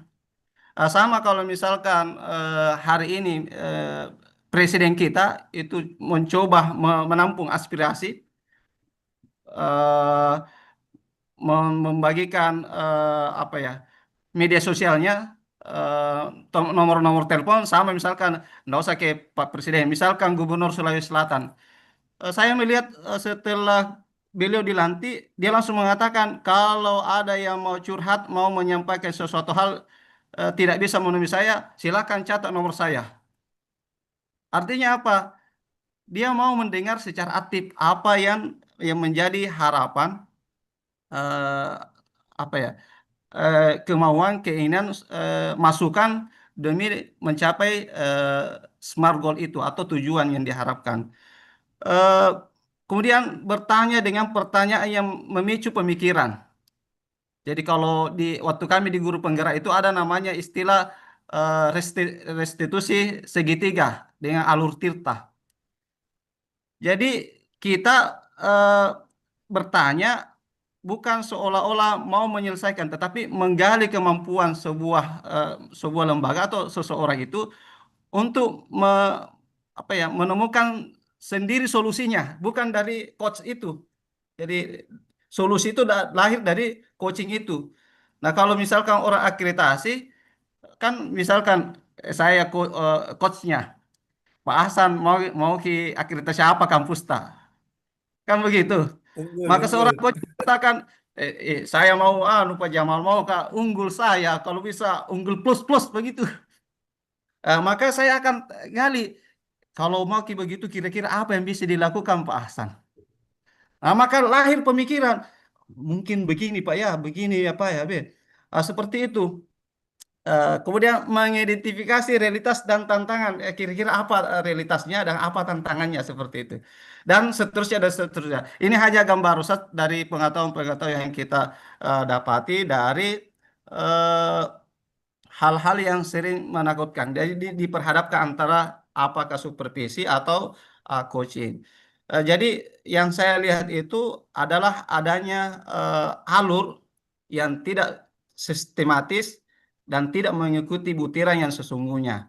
Selalu kita langsung main di akhir, sehingga seperti itu tadi, lahirlah kebijakan-kebijakan, ya apa ya, pokoknya kalau keinginanmu begini, kita selesaikan secara adat saja, seperti itu. Dan ada sebuah, saya teringat dengan teman saya mengatakan begini, kalau sudah terbiasa dibuat rusak, maka hasilnya juga akan rusak, dan mengubah hal yang sudah rusak itu bukanlah perkara yang mudah. Seperti halnya ketika sebuah lembaga yang dibangun dari bawah lalu memuncak, maka satu hal yang perlu diperhatikan, jangan sampai lembaga itu turun. Karena setelah ia naik ke puncak lalu turun, maka menaikkan kembali itu yang paling susah. Sehingga Bapak Ibu sekalian, yang ketiga adalah perlunya penguatan nilai moral ya. Dan nilai-nilai moral ini tentunya kalau dikaitkan dengan nilai-nilai agama, tentu ada keteladanan. Dan keteladanan yang paling utama itu adalah pimpinan. Ah, Cuma kan masalahnya kalau pimpinan ini yang bermasalah ya, karena seperti yang disampaikan oleh Ustaz Akil, kalau apa ya, kalau dari atas sudah membuat sistem yang kurang bagus, pasti di bawah pun seperti itu. Kemudian yang kedua, perbaikan pada pilar ontologi hakikat organisasi. Seperti yang sudah kita pernah bahas juga, bagaimana transparansi dan akuntabilitas. Biasa kita lihat ada, eh, saya hanya mengutip dan apa yang saya lihat ketika misal seperti ini. Anies Baswedan pada suatu kunjungan di pembangunan Rusunawa itu memanggil kontraktor yang akan membangun. Lalu ditanya, kira-kira ketika Ibu membangun ini, apakah sudah memenuhi standar? Dia mengatakan sudah. Ketika Ibu mengatakan sudah memenuhi standar, apakah Ibu tidak akan melakukan kecurangan dengan mengurangi materialnya? dan ibu tidak akan rugi dengan hal itu. Dia bilang, tidak Pak. Apakah dengan kualitas yang kami tawarkan sudah sesuai dan tidak mengurangi nilai-nilai yang material yang ibu butuhkan? Tidak Pak. Kalau begitu kerjakan sesuai dengan tenggang waktu yang saya berikan. Nah ini ada transparansi dan akuntabilitas. Kemudian penerapan Islamic world view, ya, prinsip-prinsip yang menjadi filter kritis, ya. Yaitu pasti kalau hal itu kita kembali kepada istilah manajerial atau PWATS itu, ya, yang sering kita perdebatkan. Kemudian yang terakhir menurut saya adalah tentunya adalah perbaikan pada pilar metodologi.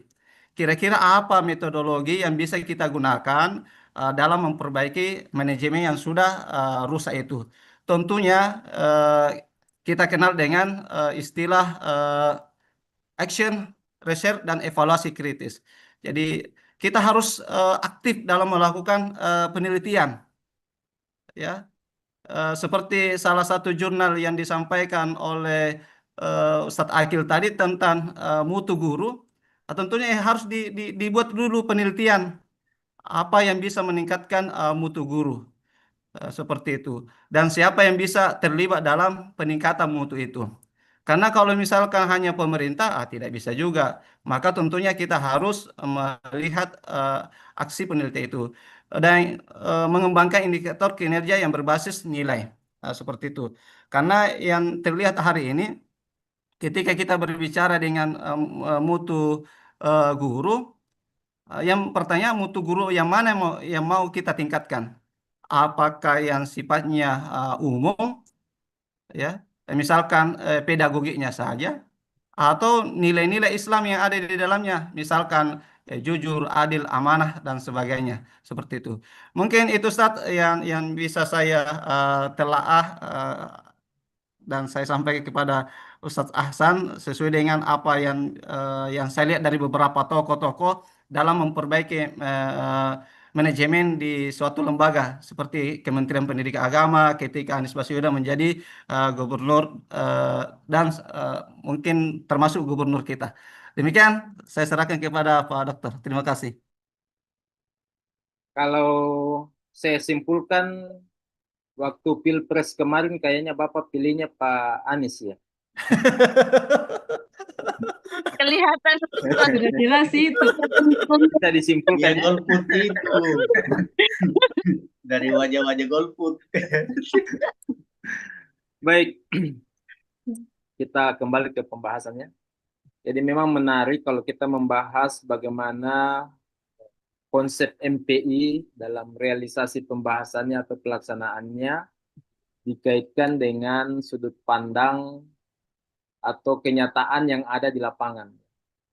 Kita masuk dulu dari masalah diktator. Memang konotasi dari diktator itu selalu negatif, selalu negatif. Tapi salah satu sifat mulianya Allah itu adalah Al-Jabbar itu sendiri, sifat diktator itu. Dan Nabi pun sebenarnya bisa dikatakan diktator juga, karena memang dia sudah mengetahui hasil dari apa yang dia perintahkan, apa yang dia harapkan, apa yang dia atur. Sudah jelas hasilnya. Makanya kami sallu kama ra'aitumuni usolli itu kan label bahwa salah satu model kepemimpinan Rasulullah itu merupakan sifat mengadopsi gaya diktator, bahwa memaksakan harus kepada apa yang dia sudah contohkan. Karena apa? Dasarnya tadi bahwa segala sesuatu yang dia perintahkan itu sudah dia tahu arahnya kemana, larinya kemana. Tentu kalau kita melihat dari kajian ontologi, kemudian epistemologi dan aksiologinya, berarti sudah bersumber dari akal, wahyu, dan normalitas yang dia ketahui. Makanya dia bersifat memerintah. Nah, yang menjadi masalah, apakah kita memahami konteks dari diktator itu sendiri? Kalau dalam konsep Islami, ya, konsep Islam, At-Tughyan itu atau diktator itu merujuk kepada pemimpin yang mempunyai karakter-karakter. Pertama itu biasanya selalu menggunakan kekuasaannya untuk menggunakan kekuasaannya tanpa batas. Artinya semua level semua lini harus atas namanya atau harus berdasarkan dia, harus berdasarkan ACC dia misalnya. Kalau di pemerintahan mungkin yang terkenal ini siapa lagi namanya? Oh, Ahok. Luhut Binsar Panjaitan. Luhut. Opung. Si Opung itu. Ya. Tapi dia berasumsi bahwa saya berdasarkan perintah presiden, jadi apa saja yang diperintahkan kalau saya sanggupi saya kerja. Bagus juga jawabannya sebenarnya.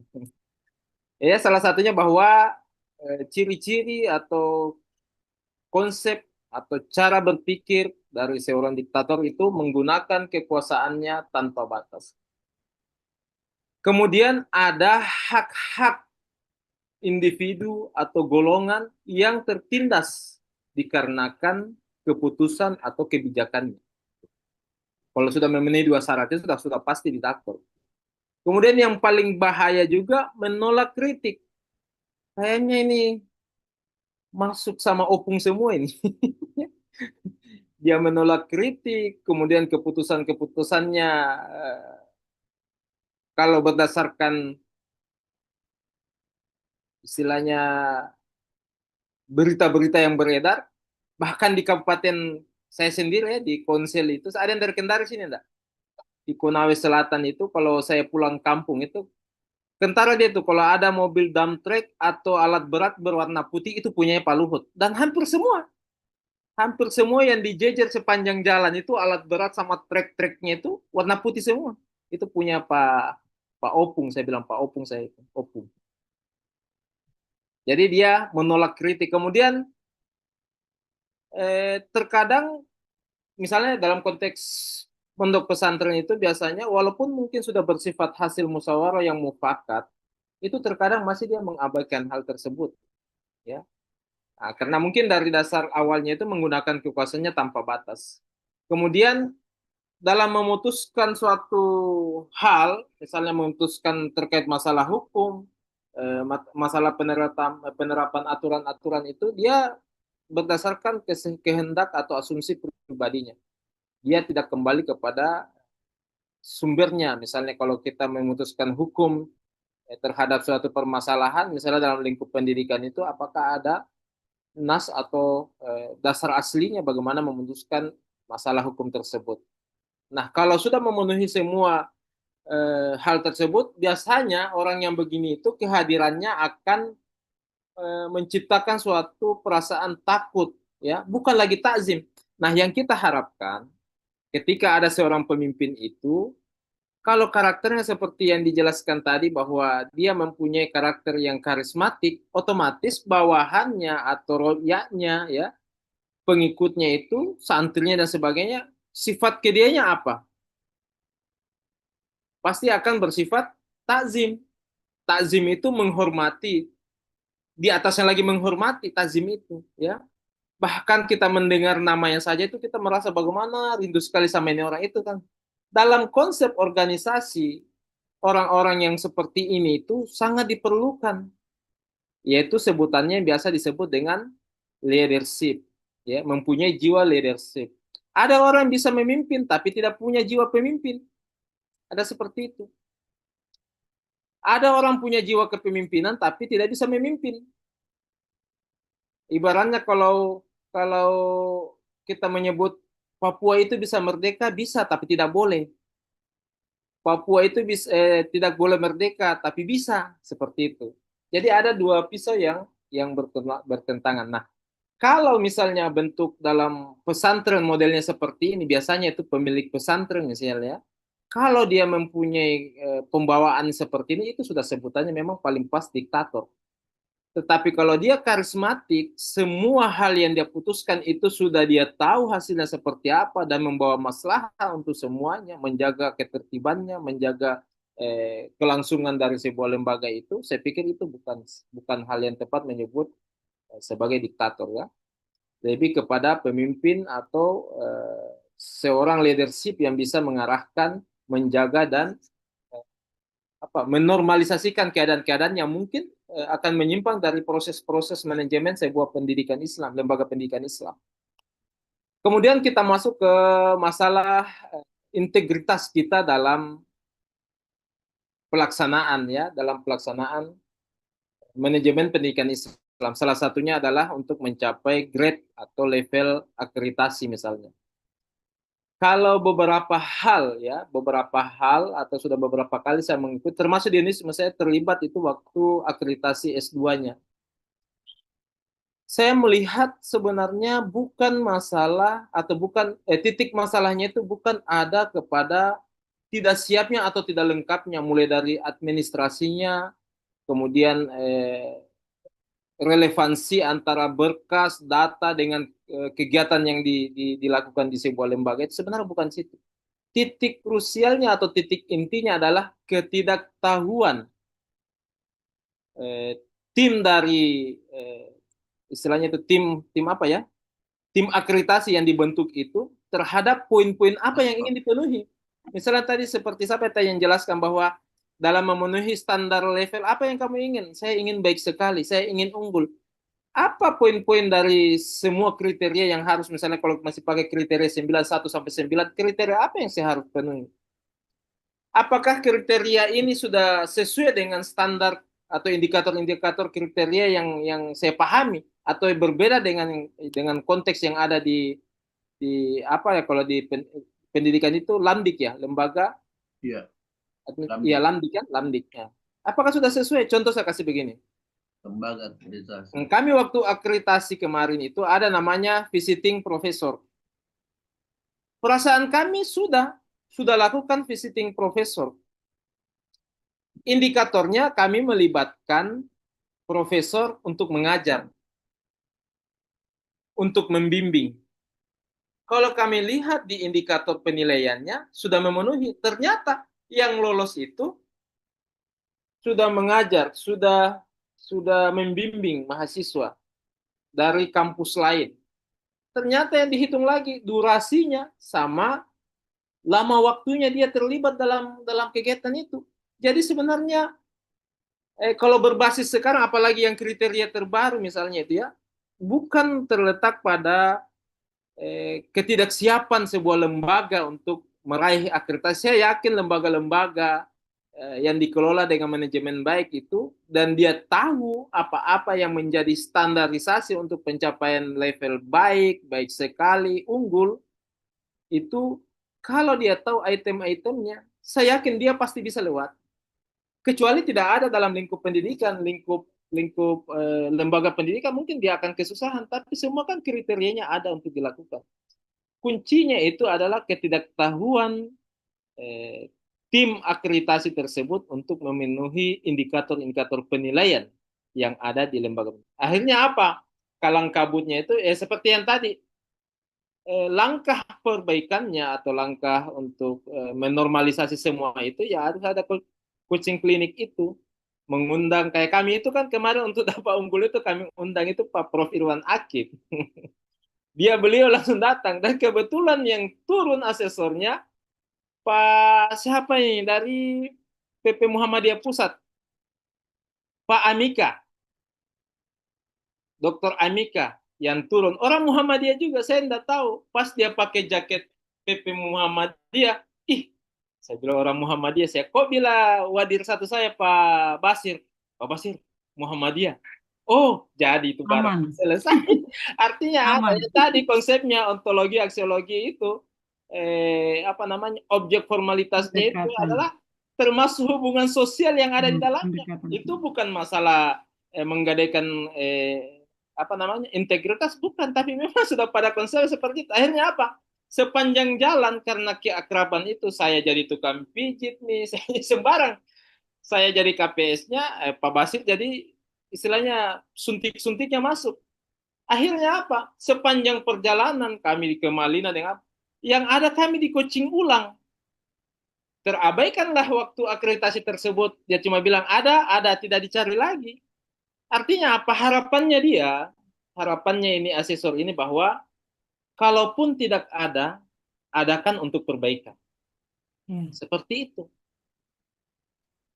Dalam kaidah fikihnya kan, dalam hal misalnya ada dua mudorot yang sama-sama mempunyai keburukan, kaidahnya bagaimana?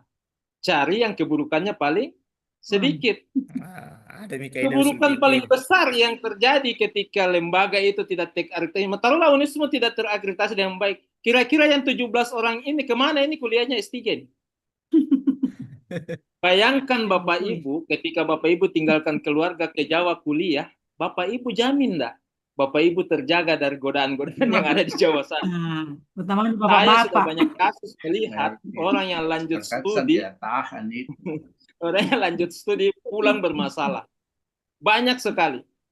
Pertama Karena bapak itu Tidak kuliah online nih. ibu-ibu tidak online, tidak. bahkan mau online pun mungkin ketika dia sudah pernah satu kali offline dan terjadi accident yang dia senangi, Interaksi. dia bilang tidak bisa offline ini Bu, harus offline. Tidak bisa online, harus offline saya di sana. 2 bulan saya tidak pulang dulu. Mungkin bahasa itu yang keluar. Jadi bisa saja mudaratnya lebih besar. Seperti itu ya. Terdengar sepele, tapi kejadian itu sering terjadi.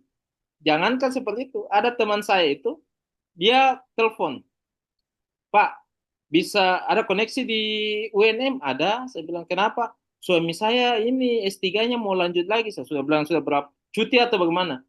Tidak cuti katanya, sempat berhenti. Terus maunya bagaimana? Saya bilang, ini ada transkrip nilainya, kirimkan baru saya coba cek. Cek per cek ternyata yang justru melarang dia dilanjutkan atau di apa namanya? Di proses ini S3 suaminya ini justru dia sendiri. Karena dia mendapati suaminya ini dia cinta lokasi dengan teman kuliahnya. Waduh, Seperti itu. bahaya. Jadi Cilo. seharusnya dia bisa kuliah itu waktu mungkin di tempat yang terjangkau bisa dijagai. Jadi maka terkadang memang saya katakan kalau masalah akreditasi itu memang bukan di masalah ketidaksiapan dari sebuah lembaga untuk memperoleh kebaikan atau level-level akreditasi yang baik, tetapi ketidaktahuan mereka. Karena kan intinya begini, ketika akreditasi itu akan ditanya mana buktinya. Ada ini, ada buktinya. Ada ini, ada buktinya. Begitu. Kalaupun misalnya tidak ada, kebijakannya asesor itu kan dia bisa mengangkat beberapa poin ya, maksimal 20 poin mungkin, untuk bisa meloloskan sebuah lembaga. Kalaupun parah-parah ya paling dia bilang usul kembali 1 tahun ke depan. Paling tidak kan sudah dapat ilmunya, coaching langsung. Makanya memang sangat disayangkan itu ketika mau akreditasi tidak melibatkan asesor-asesor yang menjadi jejaring sosial dalam lembaga pendidikan kita. Saya tahu betul itu orang Muhammadiyah paling banyak menjabat di lembaga-lembaga akreditasi mandiri di pendidikan. Banyak sekali itu. Karena memang jejaring sosial yang ada di Muhammadiyah itu luar biasa. Itulah keunggulan Muhammadiyah. Bilang teknik juga, banyak orang Muhammadiyah.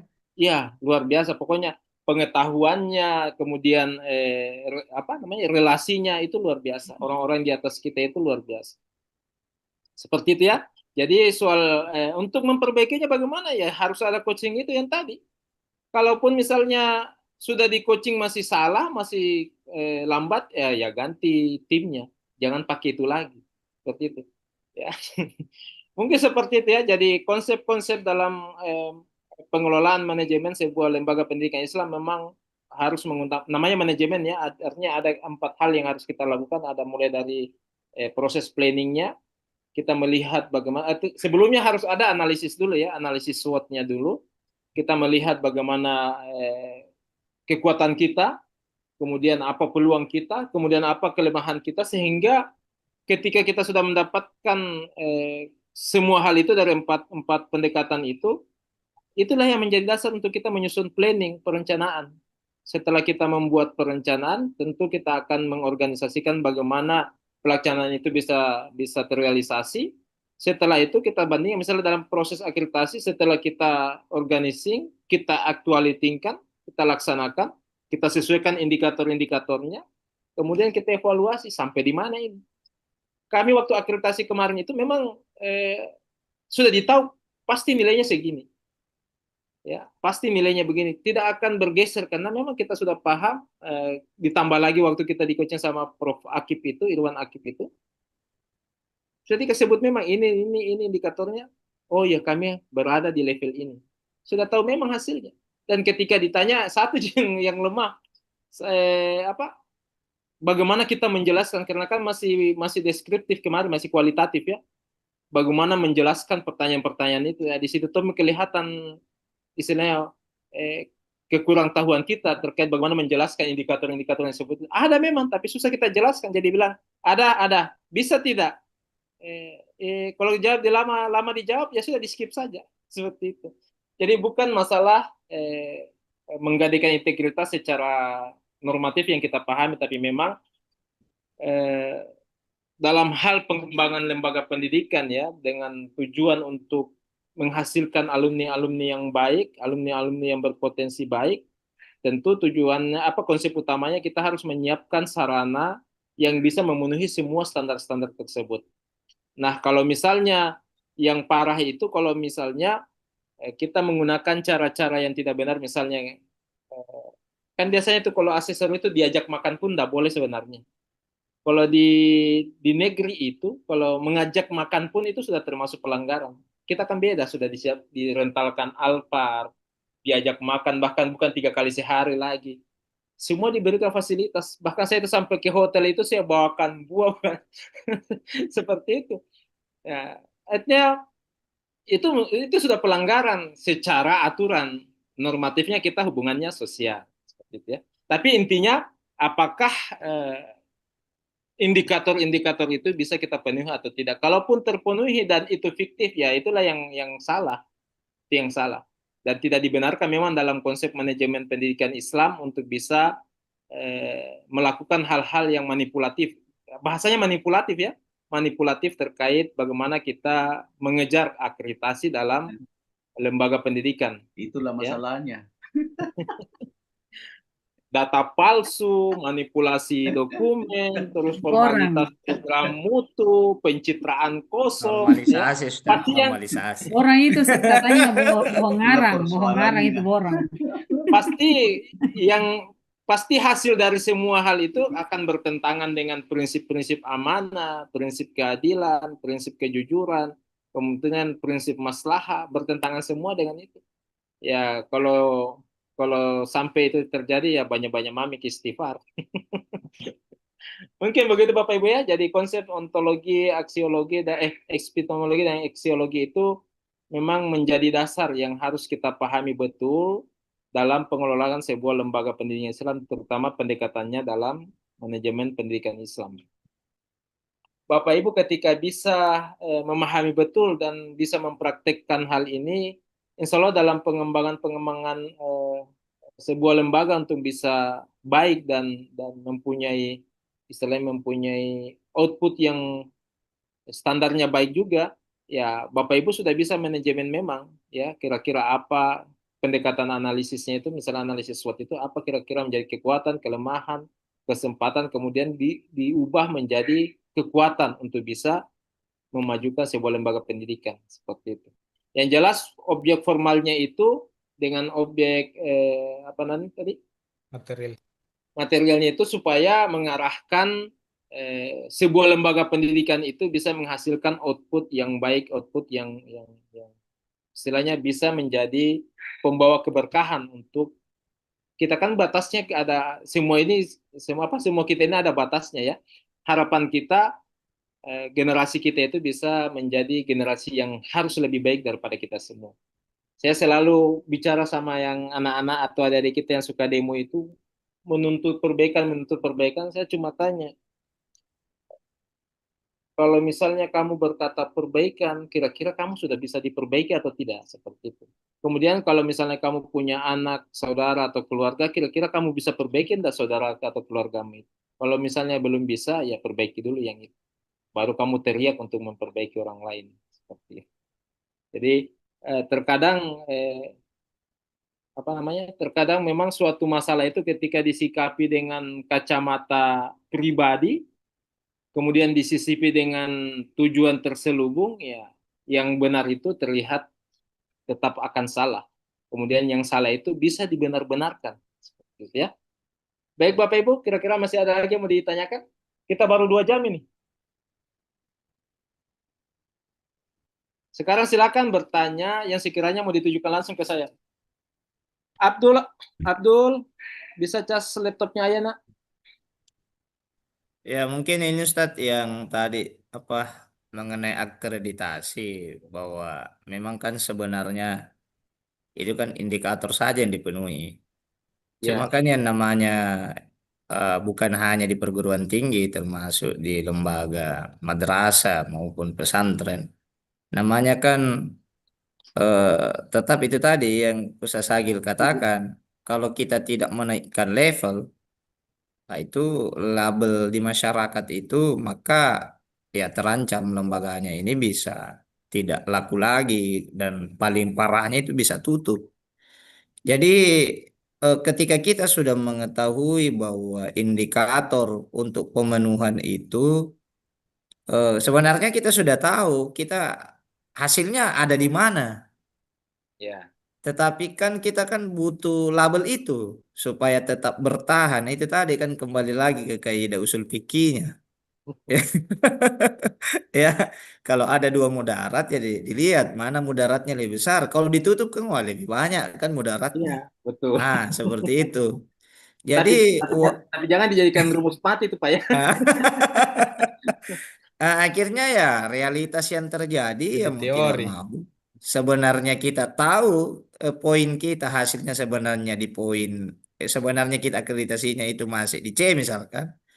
Tapi kita berupaya bagaimana bisa naik level karena ini akan berimbas untuk masa depan lembaga ini ke depan, ya. Akhirnya kan kita akan berupaya bagaimana melakukan upaya-upaya untuk memenuhi poin-poin itu. Ya walaupun nah itu tadi ya terkesan dipaksakan. Ya dilakukanlah apa yang tadi eh, Dr. Muhammad Askur lakukan, dijemput di bandara dengan baik dan sebagainya. Ya Nah, faktor X seyogyanya itu itu sangat melanggar menentukan. sebenarnya. Iya, Kita betul. bawalah kalau di Maros itu kemarin asesor saya bawa ke Bantimurun dan sebagainya dibuat EPI. Itu kan semuanya merusak integritas. Ya, walaupun tidak merusak secara langsung. Ya, Atau betul. Irfan di Nah, itu. memang Ya. karena begini, terutama lembaga-lembaga pendidikan Islam ya, artinya begini, kita bisa bayangkan bagaimana kondisinya, bagaimana efeknya ya, ketika Ya, misalnya sebuah lembaga itu harus tertutup hanya karena ya betul, masalah betul. akreditasi misalnya. Nah, padahal sebenarnya bisa kita capai. Nah, misalnya kalau dia tertutup, berapa pegawai yang harus Ya, dikorbankan, berapa anak-anak kita yang mungkin bisa berkuliah di dalam sambil mendampingi orang tuanya juga bisa mengawasi anaknya. ya, Hal itu akan terjadi ketika misalnya dia harus pergi keluar daerah, ya. Dia harus meninggalkan tempat tinggalnya untuk bisa mungkin menuntut ilmu yang menjadi hal yang harus dia penuhi. Tapi akan terjadi masalah ketika misalnya tantangan hidupnya akan berbeda besar ketika dia hidup atau dia berkuliah di tempatnya di daerah yang masih bisa dijangkau pulang pergi misalnya dengan dia harus pergi ke daerah lain. Saya sudah rasakan betul itu bagaimana tantangannya hal-hal yang seperti itu dan ya, lebih betul. banyak yang meleset. Bapak Ibu mungkin kalau melihat hasil-hasil temuan di DP3A, ya DP3A itu Dinas Pemberdayaan Perempuan dan Perlindungan Anak. Rata-rata yang eh, terjadi ya masalah-masalah berkaitan dengan anak-anak kita itu semua bermula dari loss controlnya dari orang-orang terdekat mereka, entah ke orang tuanya, entah ke keluarganya yang menemani dia, itu semua bersumber dari situ. Jadi loss control itu menyebabkan dia merasa ini bisa, ini bisa, ini bisa untuk dilakukan. Nanti sudah terjadi hal yang tidak mereka harapkan, barulah ada penyesalan. Nah itu kan sudah terlambat. Nah, sementara misalnya kalau dia bersekolah, berkuliah di lingkungan masih dalam jangkauan keluarganya, itu mungkin masih bisa terkontrol, terselamatkan. Nah, apa nih generasi kita yang mau diharapkan kalau generasi misalnya yang sekarang masih baru mau kuliah, nah mereka jadi generasi pelanjut kita. Apa yang diharapkan kalau sudah istilahnya sudah di blacklist sama malaikat lah bahasanya seperti itu. Tidak ada yang gunanya, tidak ada yang menilainya lagi. Nah, harapan kita memperbanyak lembaga-lembaga pendidikan Islam ini, harapannya kita menciptakan generasi-generasi yang katanya atau cita-citanya Presiden itu sebagai generasi emas 2045. Apa indikatornya ya paling tidak akidahnya, akhlaknya, karakternya itu bisa memenuhi semua standar-standar yang ada, nilai-nilai Islamnya. Karena kalau keluar dari itu, walaupun saya lihat terkadang yang lebih Islami dalam hubungan sosialnya itu justru datang dari non yang bukan orang Islam seperti itu. Kita terkadang tahu teorinya, prakteknya lupa. Prakteknya yang lupa ya. Konsep-konsep hubungan sosial itu terkadang yang praktikkan itu lebih humanis, lebih sosial lagi, itu justru yang datang dari non-Muslim. Ini kan juga tantangan kita kepada anak-anak kita. Terkadang yang kita ajarkan itu memang benar, tapi aktualisasi di lapangan itu tidak serta-merta mereka terapkan sesuai dengan norma-norma yang berlaku. Ya. Penting juga sebenarnya untuk kita ajar anak-anak kita untuk bisa bukan dimodernisasi ya, bukan dimodernisasi, tapi konsep kultural dalam penerapan pengetahuan agama di konsep sosial atau di hubungan sosial itu perlu kita uraikan kepada anak-anak kita. Karena kenapa? Tantangan ke depan kita dalam konsep sosial itu adalah bukan masalah pintar atau bodohnya anak-anak untuk bisa sukses, bukan. Tetapi bagaimana hubungan sosial itu bisa dia bangun dengan konsep-konsep Islam. Dia tidak menormalisasi pergaulan, tidak, tetapi bagaimana Islam membawa dia dalam pergaulan yang baik tanpa harus mencederai nilai-nilai sosial. Itu yang harus kita tanamkan. Makanya selalu saya tekankan sama guru-guru, ketika Anda mengajar, ketika Anda menanamkan karakter kepada siswa, kesampingkan nilai pintar. Pintar itu gampang. Di era society seperti sekarang itu untuk pintar gampang. Semua pengetahuan ada. Tetapi karakter, ya, terutama disiplin, jujur, amanah, itu empati dan sebagainya, itu nilai mati itu. Penelitian dari siapa lagi nih? Profesor J. Stanley, ya, seorang peneliti sosial. Dia membuat 100 indikator yang menjadi faktor utama keberhasilan atau kesuksesan seseorang dalam hidupnya. Artinya sukses dalam kategori dia ini artinya ketika seseorang itu mendapatkan standar miliarder. Ya, jadi dia ambil dari 100 orang miliarder dengan memberikan 100 indikator keberhasilan atau apa yang menjadi keberhasilan mereka. Bapak Ibu tahu enggak apa faktor utama dari keberhasilan mereka semua ini? Apa kira-kira?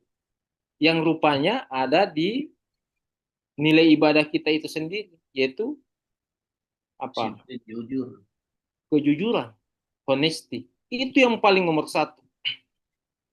Lulusan terbaik perguruan tinggi dengan perguruan tinggi terbaik, misalnya akreditasi unggul, taruhlah Harvard sini ya, nilainya baik ya, itu hanya menempati urutan ke-32 yang mempengaruhi keberhasilan seseorang. Yang paling utama itu justru kejujuran. Nah, nilai kejujuran yang paling sering terjadi, yang paling sering dilanggar oleh anak kita itu justru ada di ibadahnya, masalah sholat. Ketika Anda tanya, tahu anaknya belum sholat, terus ditanya, sudah sholat? Sudah. Itu sumber masalah itu. Pertanyaannya sudah Sumber masalah itu. Sumber masalah. Jadi bukan hal yang sederhana itu hal berat. Atau dia tidak disiplin dalam sholatnya. Itu hal yang berat. Kemudian yang kedua, masalah disiplin. Yang ketiga terkait masalah bagaimana dia disupport oleh orang-orang terdekatnya. Semua hal-hal yang bersifat bukan masalah pintar itu yang bisa mempengaruhi seseorang untuk bisa sukses. Kita mungkin, Bapak Ibu mungkin bisa saksikan waktu sekolah SMP, SMA ya. Coba lihat siapa teman tak paling pintar. Terus sekarang dia jadi apa? Terus Bapak Ibu mungkin kayak saya itu tidak termasuk orang pintar waktu sekolah. Kalau sudah masuk di fisika, matematika itu saya sudah tahu tempat di mana itu. Pergi main PlayStation. Bolos Ustaz. Bolos saya, panjat pagar pergi main PlayStation. Iya, betul itu. Ada teman juga begitu, Ustaz. Ada juga teman yang kerjanya berkelahi di sekolah. Kemudian pokoknya kalau bilang ada di hukum pasti ada dia. bagus-bagus hidupnya. Saya reuni itu hampir 11 tahun saya tidak pernah reuni, karena saya anti reuni sebenarnya. Tapi karena suruh ceramah, disuruh ceramah terpaksa saya hadir. Saya amati yang pintar-pintar dulu, ya begitu-begitu saja. Iya, Justru yang Lompat nakal, pagar. berhasil, yang berhasil. bandel. Coba amati apa satu kelebihan mereka. Suka Apa lompat satu pagar. kelebihan mereka? Berani Selain mencoba. berani, mereka mampu membangun hubungan sosial yang baik. Nyalinya tinggi. Dia mampu membangun relasi-relasi sosial yang baik. Iya, betul. Selalu rata-rata orang yang berkarakter bebas itu dia mampu membangun karakter-karakter sosial yang baik, hubungan relasi-relasi sosial yang baik. Itu yang paling kita harapkan. Anda tidak mungkin sukses dengan sendirinya, ada orang lain di belakangnya. Makanya saya bilang kita tekankan saja kepada anak-anak kita, ya pintar itu mudah, pintar itu gampang. Tapi untuk bisa sukses itu kita hanya butuh karakter dan kalau kita akidah akhlak ya dalam Islam itu kepada anak-anak kita. Bisa jujur, disiplin, kemudian mempunyai sifat empati, mudah bergaul, itu luar biasa, itu membantu sekali dalam Iya, betul. membangun relasi yang kemudian bisa membantu dia dalam menjalani hidup dengan baik. Bapak Ibu, terima kasih banyak seluruh atensi pada malam hari ini. Jadi kita tidak jadi bahas 2 makalah. Batal Ustaz Asli. Masalahnya Mana kesasar sambung berarti. subuh itu Saya Ustaz? tidak batasi waktu. itu. Mana Saya sambung Indi. subuh Ustaz? Saya tidak batasi waktu kita kuliah. Misalnya kalau Bapak Ibu punya waktu dan bertepatan juga saya punya waktu, tugasnya ketua tingkat ya. Supaya misalnya Pak ada waktunya enggak sebentar malam kita kuliah, oh kita geser ke jam sekian, saya punya waktu. Ya kita langsung kuliah lagi. Makanya saya kenapa selalu pilih jam begini? Saya pikir jam begini nih waktu istirahat memang ya, waktu istirahat dan banyak rata-rata orang yang sudah pulang kerja jam begini sudah berkumpul. Biasanya waktu maghrib ke isya itu kan waktu keluarga ya, bagus sekali untuk waktu family time. Saya selalu gunakan itu untuk family time. Karena memang semua berkumpul dan kondisinya dalam kondisi capek sehingga sugesti-sugesti itu akan mudah masuk dalam kondisi-kondisi yang santai. Ya, yang penting tidak bawa pula masalah dari tempat kerja, itu saja. Tapi barusannya kayaknya Ustaz tidak ada yang ngantuk ini kuliah malam. Iya biasanya itu mau Iya, karena yang biasanya ngantuk menunggu mau mana menjemput. Biasanya ada yang apa sampai subuh dia lupa matikan Zoom-nya itu. Jangan sebut merek Ustazah. mahasiswa abadi itu. Tahu aja. Ya di hotel Orang kayak dari gini. Surabaya. Ibu bapaknya yang kuliah, nanti yang di wisuda anaknya juga. Luar biasa Bapak Ibu. Jadi inilah Jadi semua ini malah segar semua walaupun kita capek ini sebenarnya. disitulah serunya, makanya saya bilang di kuliah-kuliah S3 itu kenapa saya senang mengajar. Karena saya begini, artinya saya waktunya belajar juga untuk di sesi-sesi mengajar di S3 itu saya waktu belajar juga.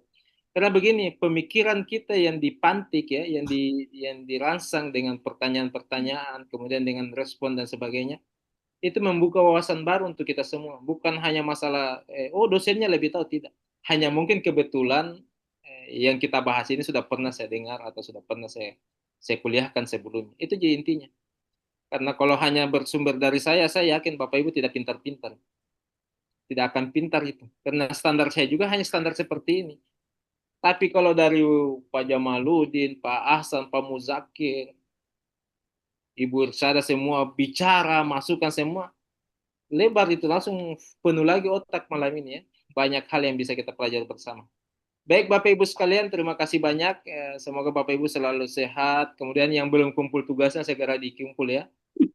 Karena saya itu memberikan nilai A ke semua itu gampang, tapi pasti banyak yang chat, Pak, kenapa dia A juga, Pak? Nah, dia tidak kumpul tugas, terlambat kumpul tugas. Itu yang saya tidak suka. Daripada saya dicat begitu, mending saya kasih memang sesuai dengan level masing-masing. Ya, betul Ustaz. Mantap. Jadi kalau masih ada waktu, aman Ustaz, aman. diselesaikan saja ya. Masalahnya di sini banyak dosen-dosen ini. Nanti di sesi terakhir itu, insya Allah nanti kita akan buat artikel yang bisa menyimpulkan semua pembahasan-pembahasan kita. Nanti saya berikan 3 materi saja, 3 materi yang bisa memantik semua pembahasan kita. Baik Bapak Ibu sekalian, terima kasih banyak. Tetap jaga kesehatan, karena S3 itu waktu kuliahnya tuh tidak terasa ya, tidak terasa dalam artian, sudah semester 2, sudah semester 3. Tapi kalau bisa dari sekarang itu siapkan memang apa kira-kira menjadi rencana atau planning disertasi Bapak Ibu. Karena yang paling banyak makan waktu di situ. Paling banyak nguras tenaga juga di situ. Apalagi kalau dapat memang orang-orang yang paham betul terkait metodologi, berat sekali. Tapi kalau di era society sekarang saya pikir